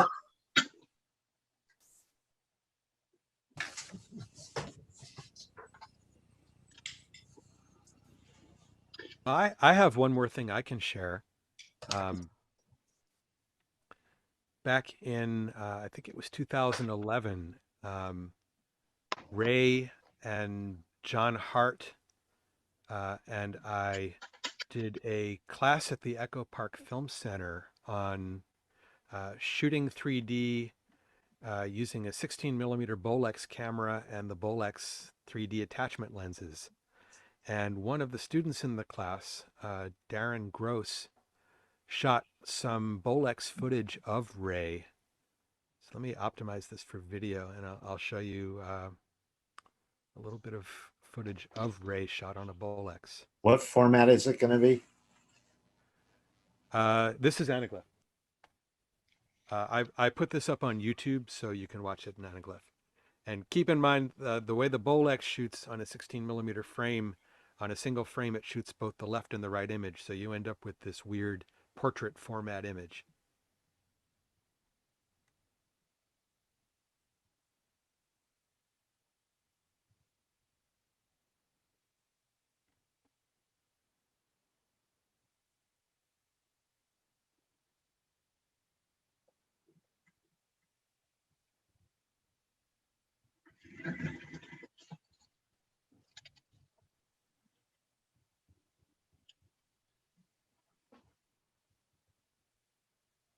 So Ray just hammed it up for the camera doing 3D gags.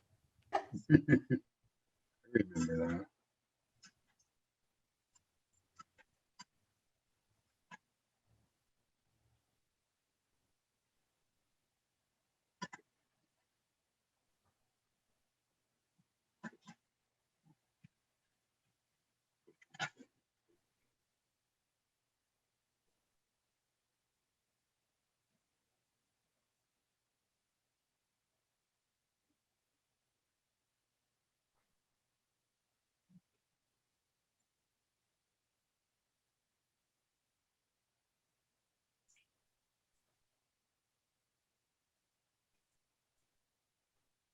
I think my internet just froze up. Can you still hear me? Yeah. Yeah. I got something I can share real quick if that dies. Okay.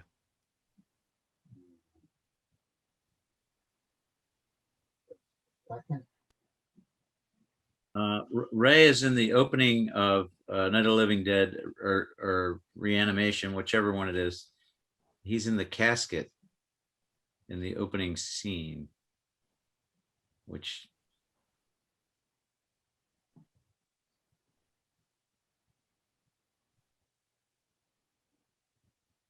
See if I can turn this thing to a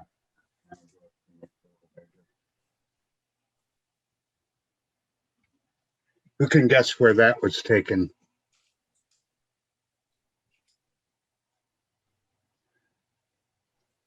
bathroom. What? Is it the church basement? I'm seeing JPL here. Yeah, that's a JPL. That was a club tour at JPL. Yeah. Remember that? Yep. Holding the missile? Yeah.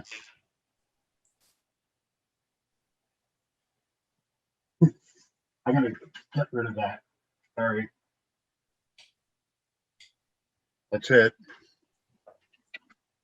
Okay, anybody have anything else? We'll open it up to general conversation. Yeah, I have a progress report on the Cinema Okay, Edge Pro. we'll kind of close the meeting off and then you can Okay. talk about that. All right. Yeah, let's give Charles Barnard a big hand. Thank you so much, Charles, for coming today. Yeah, definitely. Hey, Charles. Awesome. Thank you, guys. Thank you, Charles. Thank you. Thank you, Charles. It was an honor. Thanks so much. Great presentation. Learned a lot. Okay, so the meeting's officially over, but I'd like to introduce Oliver, our Hi. longest, Oliver Dean, who is our longest member, who's been a member since 1874. Right. Take it away, Oliver. He's also our most technical savvy member. No, I'm not. David and Susan and Eric are far, far more technically savvy than I am. But in any case, I'm following this Cinera Edge Pro headset with great interest because it appears to be very compatible with looking at 3D Blu-ray images that you can then see in full high resolution without any screen door effect. And they're making good progress. There was a progress report for April that came out in early May, about a week or so ago, and they were saying that they're past the big roadblock that they had with the construction of the headset where the earpieces are located, because they were having some problem with a weakness or something with that, and they had to get it strengthened so it wouldn't break. And they got past that, so they're now real happy with the design. And they did 707 tests on this unit to make sure that they had everything right. And they have the last 10% of those tests to do, and then they can go into tooling for the production run. So they're expecting to be able to go into tooling by the end of this month, and that would mean probably a good shot at starting production sometime in July. So hopefully we'll see some units coming off the production line in the middle of July. So that's the latest on it, and we'll get another report from them later this month. Is this a Kickstarter, and what's the resolution per eye? Okay, what they've got, actually, the way to really look at the resolution for a headset is the number of pixels per degree of viewing, and they have 38 pixels per degree, which does a lot better than the Oculus Quest, and rivals the pixels per degree that motion picture people shoot for in theaters. So this should be a pretty good image with very high clarity, and also there are OLED images, OLED pixels in there, so you should get good color. If you want to figure out how to get a pixels per degree, you have to do a little bit of trigonometry, but when you get through, you'll find out that the image that they're promoting for their headset is similar to looking at a 55 inch 3D television set from a distance of about 36 inches. So that fills up your field of view pretty well, and to be able to fill it up that much without screen effect, without screen door effect, I think is pretty amazing. Is that a 4K TV that you're talking about? No, it's not. It's I think the resolution is 2650 by 1440, something like that. So it's bigger than high definition, but not as big as 4K. Okay, thank you. And again, Oliver, was that a Kickstarter? It's Kickstarter. It's now handled by Indiegogo, but the two of them seem to be working together on it. I don't know what the arrangement is that they have, but if you look at it under Indiegogo, and then look for the Cinera, CINERA, you can see all the details on their specifications, our proposed specifications. Okay, thank you. I put a link up. Is that the right link, Oliver? Oh, what do you got it on the chat? Yeah. Let me see if I can get the chat back here. I just did a Google search for it. Okay. I don't see it on my. It looks like it to me. It's $1,600. No, no, no, no, no, no, no, no, no. That's not it? That's for 2 or 3 of them. I think the it's going for $5.99 right now for the Kickstarter thing. Okay. Yeah, it's Yeah, down scroll below. scroll Yeah. down farther. It says $5.99. Yeah, $5.99 for one. Oh, okay. Well, that's cool. And it's self-contained. It hook up to your PC or. You can hook it up to a bunch of different things. They've got a fancy dancy bunch of connectors going to it. An HDMI connector, which will take a whole bunch of things. Among them, what do you call it? The Blu-ray 3D player. You can hook in there directly, so you don't have to go through a computer to view the Blu-ray images. Yeah, it's specifically designed to be a 3D movie and image viewer. It's not a VR headset. It doesn't have any of the tracking that a VR headset would do. It's specifically designed to either have 3D movies loaded onto it. I believe it'll run a flavor of Android, or have a Blu-ray player, computer, or whatever other device connected over HDMI so that you can play a 3D Blu-ray and watch it on the headset. And it has batteries in it. Yes. Yeah, I believe it's a rechargeable battery. Right. Yeah, that's how have batteries. That and also little fans in it, I understand too, to keep it cool, which I think would be really interesting. Oh, and the headsets are really astonishing. They've got Dolby licensed headsets, which have 4 speakers in each ear, so that you can play back a 5.1 Dolby stereo and hear it in surround sound stereo. I think I'm going to get one just to make my 14-year-old jealous. Yeah, that'd be good. Okay, that's all I had. Thank you. Interesting. Yeah. Thanks, Oliver. Okay, so we're going to open it up. Anybody else have anything they need to add or? I'd like to announce I'll be doing an online 3D screening this Sunday afternoon at 1 p.m. Pacific time. I'll be showing the independent feature film Charlie Victor Romeo from 2013. This was a filmed version of a play, and it's several vignettes, all based on the transcripts of cockpit voice recorders from planes that had incidents or crashes.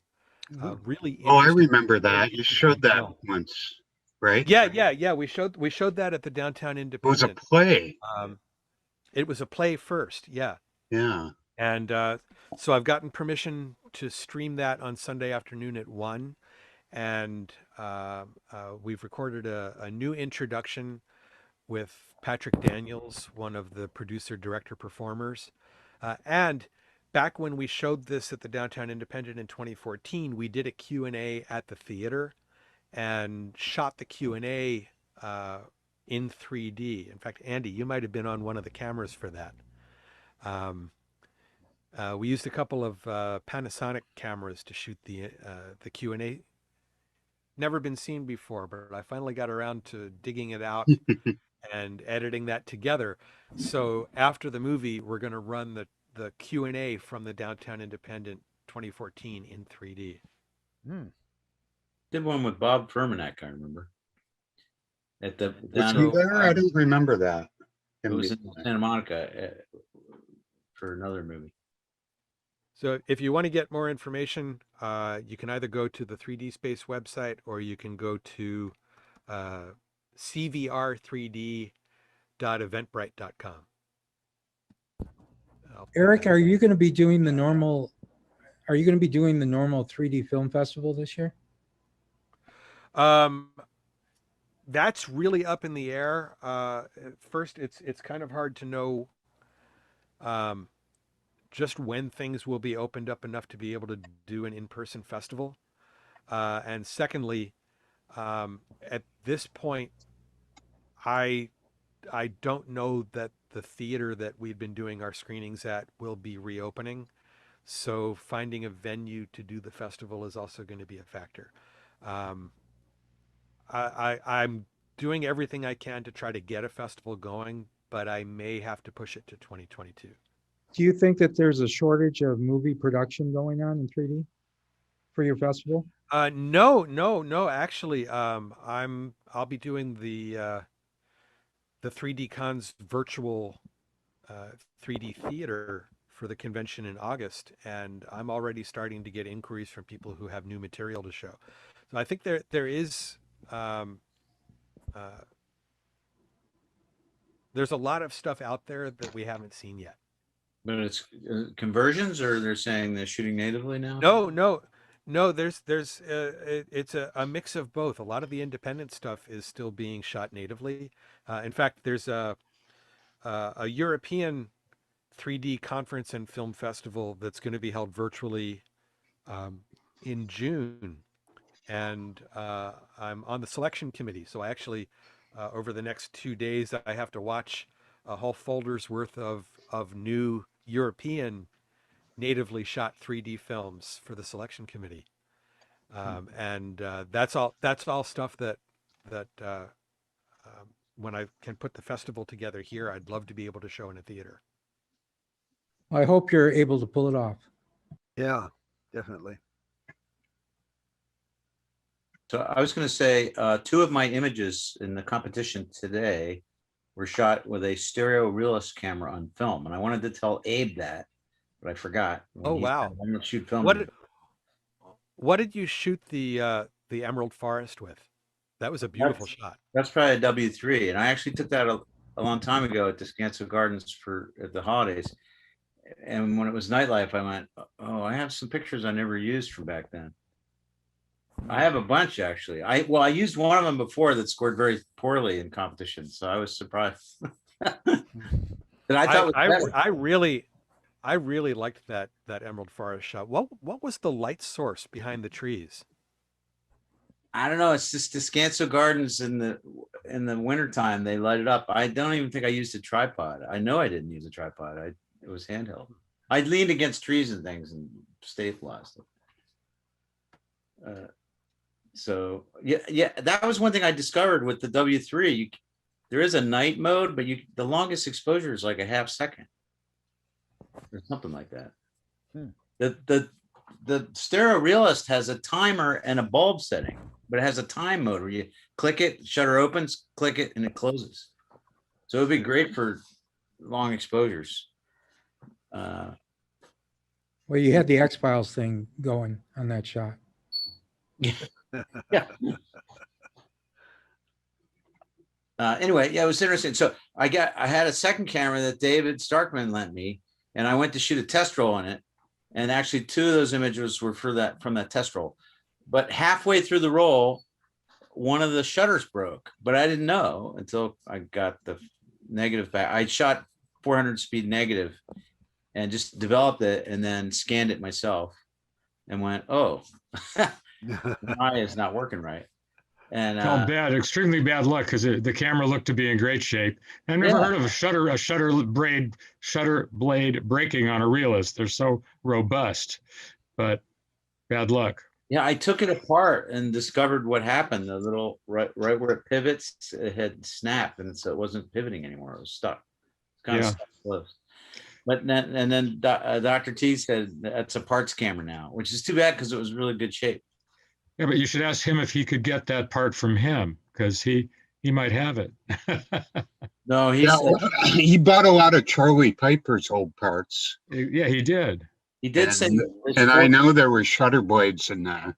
All 4 shutter blades are the same. They just flip them over for the other side.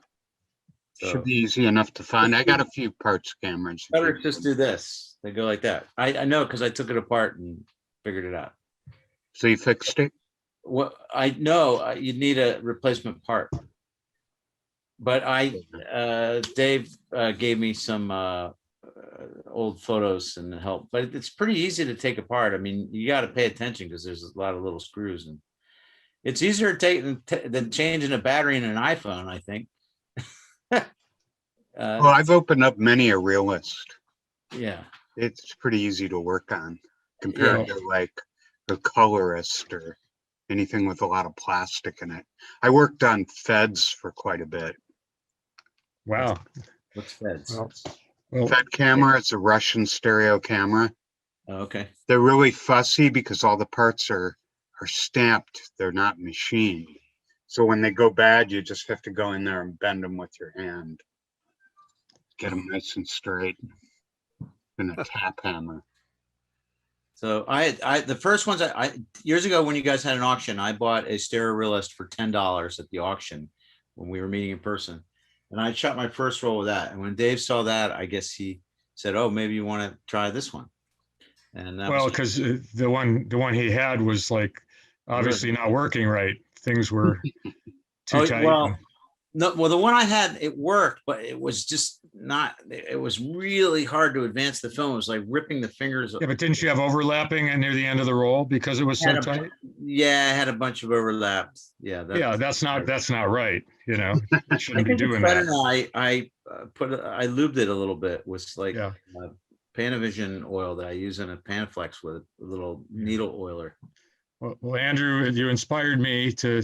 I haven't shot a roll of film 35 in a while, and there was a camera I always kind of admired and never had one. Can you see this? Yeah, what is it? This is an Aloka Rapid, and they were never sold in the U.S. If it looks familiar, there's a camera called the Realist 45. Yeah, it's just like and the Realist 45 was actually made by Aloka, and they had 3 models, and the cheapest model was basically the one that became the Realist 45. And the only difference between the Aloka cheapest model, which had f3.5 lenses and no rangefinder, and the Realist 45 is that the Aloka has a PC outlet right here, and the Realist had a hot shoe. But their top of the line model was this one, which has f2.8 lenses and a rangefinder, and here's the PC outlet and a standard shoe. But the thing that makes it more unique is instead of a wind crank, I've got film in it, so I don't want to do it, but this flips out, and in one stroke, it film advances. Yeah, much easier. And so I've got it loaded, and I'm shocked at what film costs now. I think to buy a brand new roll of film and have it developed is probably going to cost about $35 total before you put it in mounts. Oh, you're shooting slides, yeah. Yeah, for slides. But I'm using frozen film that's been frozen since I think 2005. So we'll see how it goes. Ooh. That's pretty. But when you advance it, does it cock the shutter too? Yeah, when you advance it, it cocks the shutter. It's not fooling around like you were with the Realist. Although this lever on top, you can recock it if you want to do a double exposure. Oh, and that's the other thing. It's nice. Besides the f2.8, it's got bulb in 1 second up to 300th of a second. Yeah, you need a faster shutter speed on the Realist. Yeah, and then the focus is on top, and it's a beautiful camera. When we first started going overseas in '83, this was the camera that almost all the people in the British Stereo Club were using, partly because a company called Stereograms imported it, just like Bush imported the Veriscope to the US.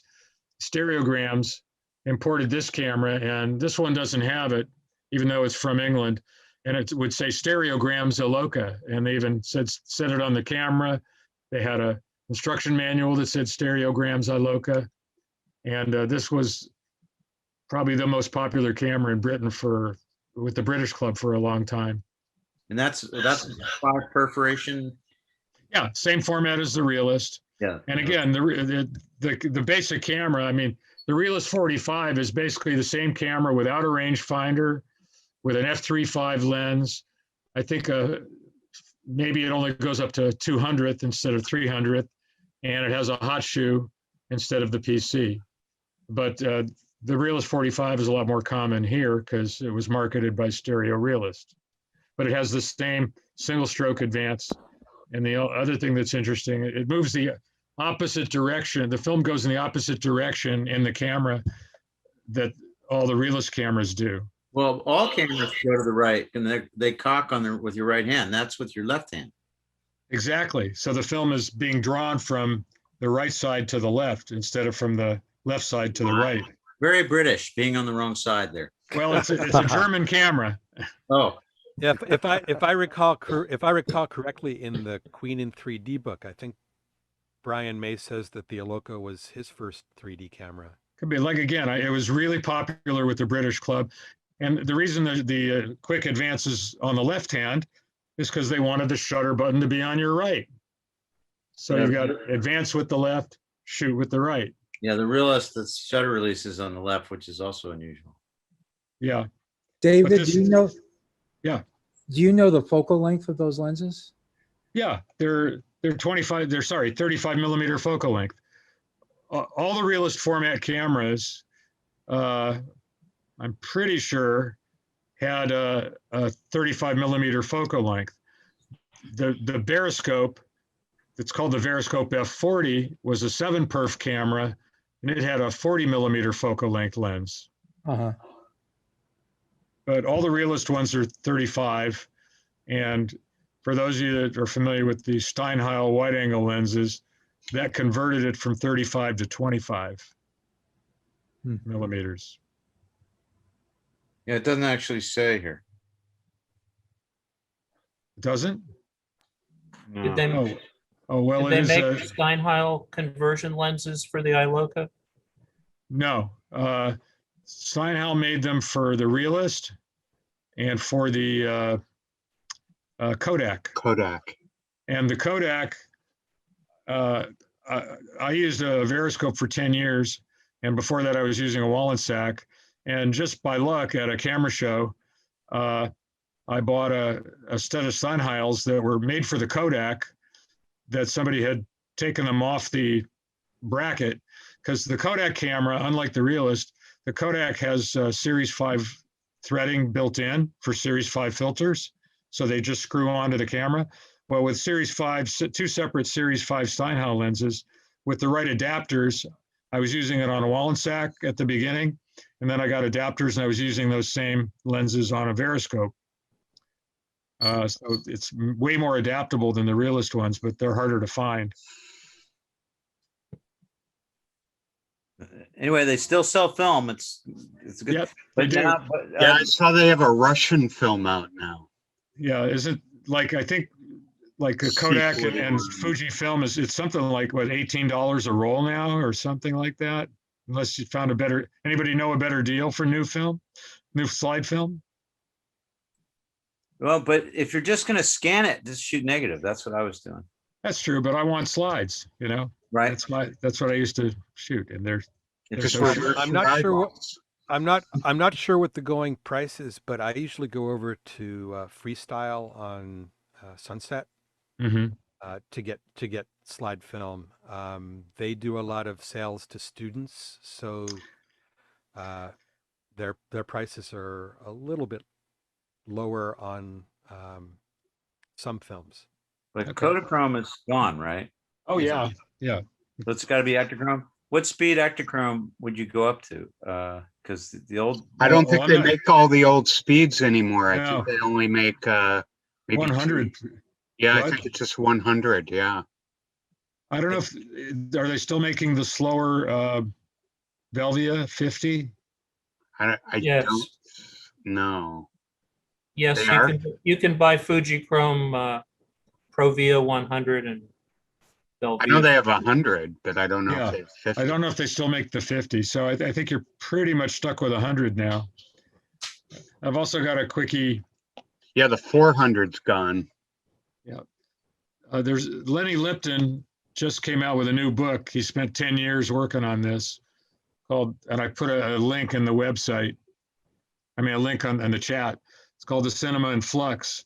It's, I think it's like 800 pages, profusely and beautifully illustrated. And there are 3 chapters on 3D, but he did an incredible job with the the photos are just all beautiful. Let me find the 3D chapter.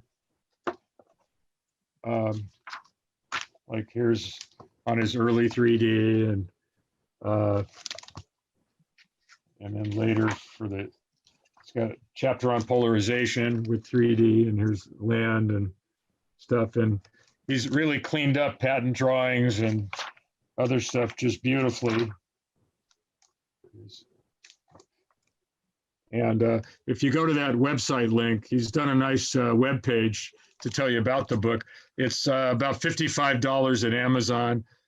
I think it's like 800 pages. It weighs a ton. I can't believe it. But anyway, just thought I'd put a plug for him. Just came out. Maybe we should have him at a meeting. Yeah, I just bought a copy. I haven't received it yet, but I'll talk to Lenny and see if he'd like to come to the next meeting and talk about it. Yeah, sure he might. But he worked with somebody else. Susan and I had lunch with him today, actually. And oh, great. But the website he's got, I've got it there. It's called thecinemanflux.com. Even before you buy the book, if you just want to learn a little about what's in it, have a look at that website.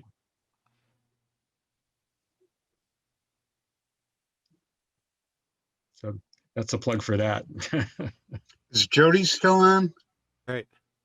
I meant to. Yes.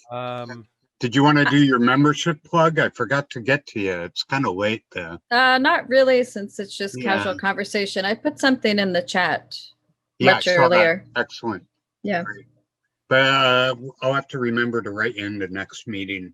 Sorry. I'm having to sign out. I'll see you guys later. See Thanks you, for a Oliver. wonderful meeting. Okay. Take care. Bye, Oliver. Anyway, you can buy old 3D cameras on eBay for pretty cheap if anybody needs some. That's true. I was just curious, do you get condensation marks from the frozen film? He'll find out pretty soon. Yeah. Yeah. I got a used ton frozen in my film before. I mean, you thaw it out before you use it. You thaw it out before you open the can. You don't Yeah. want condensation on it. Yeah. Yeah. Really? I just let it. I took it out of the freezer and just let it sit overnight before I opened it up. So you don't notice any marks in the final result? No, what I don't know until I get it back is if there's going to be some color shifting of some kind. But it'll take a while. Well, I guess because we're just not going out a lot, I've only taken about 2 or 3 pictures on it. It's going to take me probably a month or more to shoot a roll of film because I just want to figure out what to go shoot, and I haven't done that. Plus it's expensive. You got to dole out those shots carefully. Yeah, exactly. And even using old film, I think it's still going to cost about $15 to have it developed, unmounted. Yeah, I'm thinking of starting with, I have some rolls of print film to test the cameras first. Yeah. And Yeah, that but would- I still got I still got more film in the freezer. So yeah, I got a ton in the Whatever. freezer, Yeah. but I don't know how old it was before I stuck it in the freezer. Well, this I know when it went in the freezer because it's been frozen since it was new. So hopefully that'll help. I still have a bunch of film I got at a NSA convention. There was one where it was in Rochester and they gave us all rolls of Vectachrome. That's what I've got. And Yeah. there are a whole bunch of people didn't want them or whatever. So I got, between me and Susan, we got, I think a dozen or more rolls of film, and that's what's in my freezer. Yeah, that's what I have in my freezer. Yeah. There might be an expiration date or whatever, like. Oh, no, It's on the long box. past the expiration Yeah. date. Oh, yeah. It's like, these expired like in 2005 or something. No, but I mean, they give a sign of the age. Yeah. But theoretically, if you freeze it, it stops the aging. Yeah. So That reminds me, I've been scanning a lot of 8mm film and I was reading, or I saw a TV special on the Zeppelin last night, and they said you could look at the film and see when the film was made by the markings on it. Huh. The edge code. Yeah, there's like a triangle and a circle. Edge markings. Yeah. Yeah. I want to find out what you watch because I'm a big Zeppelin fan. Oh, it was Nova last night. It was on the Graf Zeppelin. They found a new 8mm film on it that was Yeah. shot from a different angle. Oh, It was great. on the PBS. Yeah. Hold on. You know, on the explosion, you mean? Yeah. They just found a brand new roll of film, not a brand new, but nobody had thought to look at it until last year. Wait, was this shot on the Zeppelin or somebody who shot it as it was coming in? They shot it as it was coming in, but all the newsreel photographers were in one area. They didn't actually see the tail. And this one was all the way across and they saw the tail. So it was the first. Does this create a new theory on what happened? Yeah, they went all over that. It was pretty much confirmed everything they believed, that it was started from a spark in the rear end. Then it wouldn't have happened except it rained. So it made everything conductive. And when the ropes hit the ground, it acted as a ground and generated sparks all over. And the sparks were everywhere. They just think the reason it started in the tail was because that's where the gas leak was. So. Well, so it grounded and that caused the spark. That's interesting. Yeah. You'd think that would have happened more often. That's what I thought through that whole special. I go, why doesn't it happen to every Zeppelin? The big question is how they went 37 years with only one gas explosion. Well, apparently it's true also when you put fuel in your car. You have to, oh yeah. Well, You need to be real careful that you don't cause a static spark. Well, Steve, they say like when you're pumping gas at your car, don't open the door and go in and come out because you can build up a static charge. use your cell phone. No, actually, just going in and moving across the seat and then coming out of the car. The friction. Then when you reach for the handle, you could spark it. I'll have to leave my Van de Graaff generator at home then. Well, you would think hey, gas stations would be blowing up everywhere. Yeah. Hey, Steve, curious, what are you using to scan your 8mm? Oh, it was Wolverine. I wouldn't recommend it. It was total crap. The Wolverine or the Wolverine Pro? Yeah, something like that. Not the Pro. The Pro's not out yet. Yeah, I have the Pro. I have the Wolverine Pro. It works pretty well. Yeah, I'm gonna buy that when it comes out. Maybe what I did, I bought something else and it's back to the shop. Steve, the Pro's been out for a long time. I got one in January. Oh, it's out of stock. It's just it'll be bad. Okay. Yeah. You used it for the Bolex stuff. No, the Bolex is 16 and the Wolverine Pro does 8 and Super 8. Yeah. The one I got didn't work for my Super 8. It actually did when I took it off all the loops and everything. I had to put it straight in and straight out. It was a pain. For those who need to get what are you using, Judd? Slide processing done. Does anyone use the Icon Lab in LA? Because they you can do mail order slide processing with them, and they don't cut or mount. How do you spell that?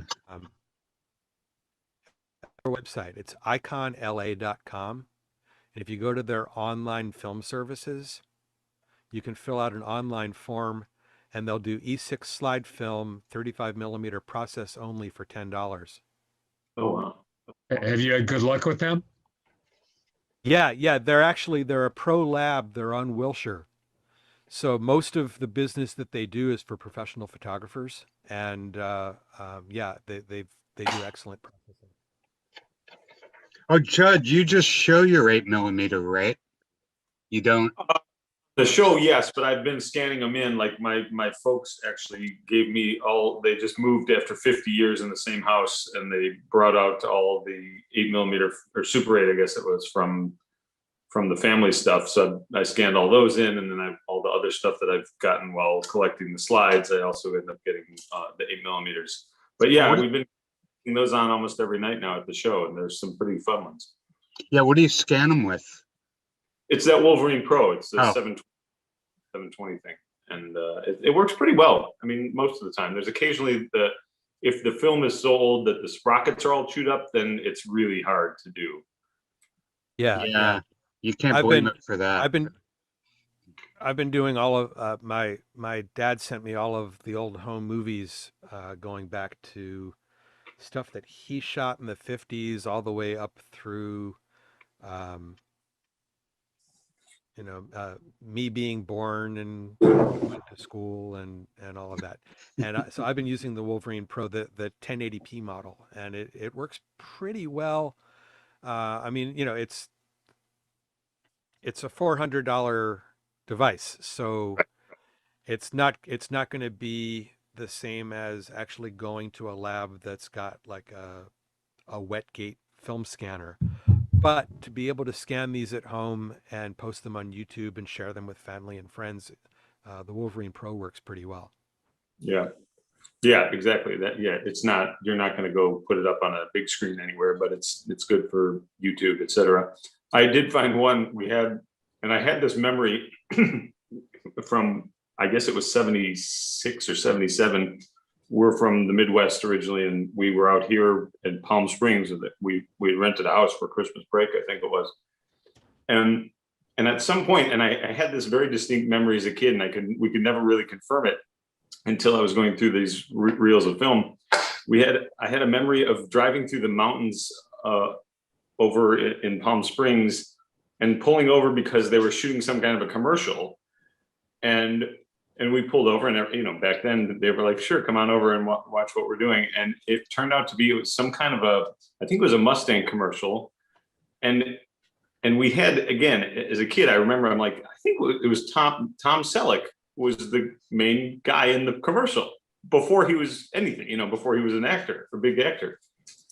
Could never confirm it. And then finally I get the film, and we actually have a shot of Tom Selleck coming out of his trailer pre-mustache, it's just me and my sister in front of this yellow Mustang. That's like a really crappy, ugly Mustang.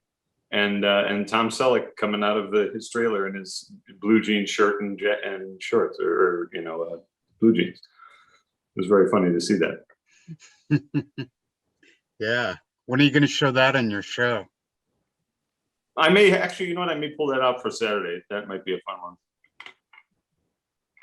Yeah, Saturday is always the good stuff. It's the Slezak collection, and he's a guy who I got this collection out of Burbank, and he was a guy who was I still can't confirm one way or the other, but I think he was either the on-set still photographer, or he worked in the electric department, like an electric or grip guy, for all the old Disney movie and TV series. And so I have all these behind-the-scenes footage shots of early, late 50s, early 60s into the 70s Disney movies, like big movies. Like I have a couple shots from the lighting rafter area of Mary Poppins, like Dick Van Dyke walking down the street with his sweepers and the whole thing. It's crazy. Cool. Yeah, I just have to figure out how to get the rights to put them out in a book of some sort. Good luck. Yeah. Disney. So anyways, yeah, while I was scanning, I did find, remember you guys, I showed the 3D pictures taken of my family in the 30s. And I have movies of them looking at that with a stereoscope. So maybe I'll show those. Wow. So these movies I'd love to see that. They were taken in the early 40s of they were my parents' engagement party, and they were looking at old Keystone views, and it was an electrically lit stereoscope, which I still have around here. I'll grab that and show it next meeting. Well, I'm done. Anybody else? Anything? No, I guess I gotta go. It's getting close. Well, it's getting late. Jim, what did you want? Oh, Eric, great job putting the meeting together. Yeah, I'm so glad Charles was able to join us tonight. I've been a fan of his work for a while, and Yeah, that was nice. so glad he was willing to share it. Thank you, guys. Thanks. All right. Bye-bye. I'm out of here. Nice to see meeting everyone. Yes, Yeah. thank you, Bye. everyone. Oh. Sleep tight. See you next Yes. time. Sweet Bye. dreams. Great meeting, great meeting. Let's do it again next month. Will do. Don't forget Yes, this Saturday workshop, 10 a.m.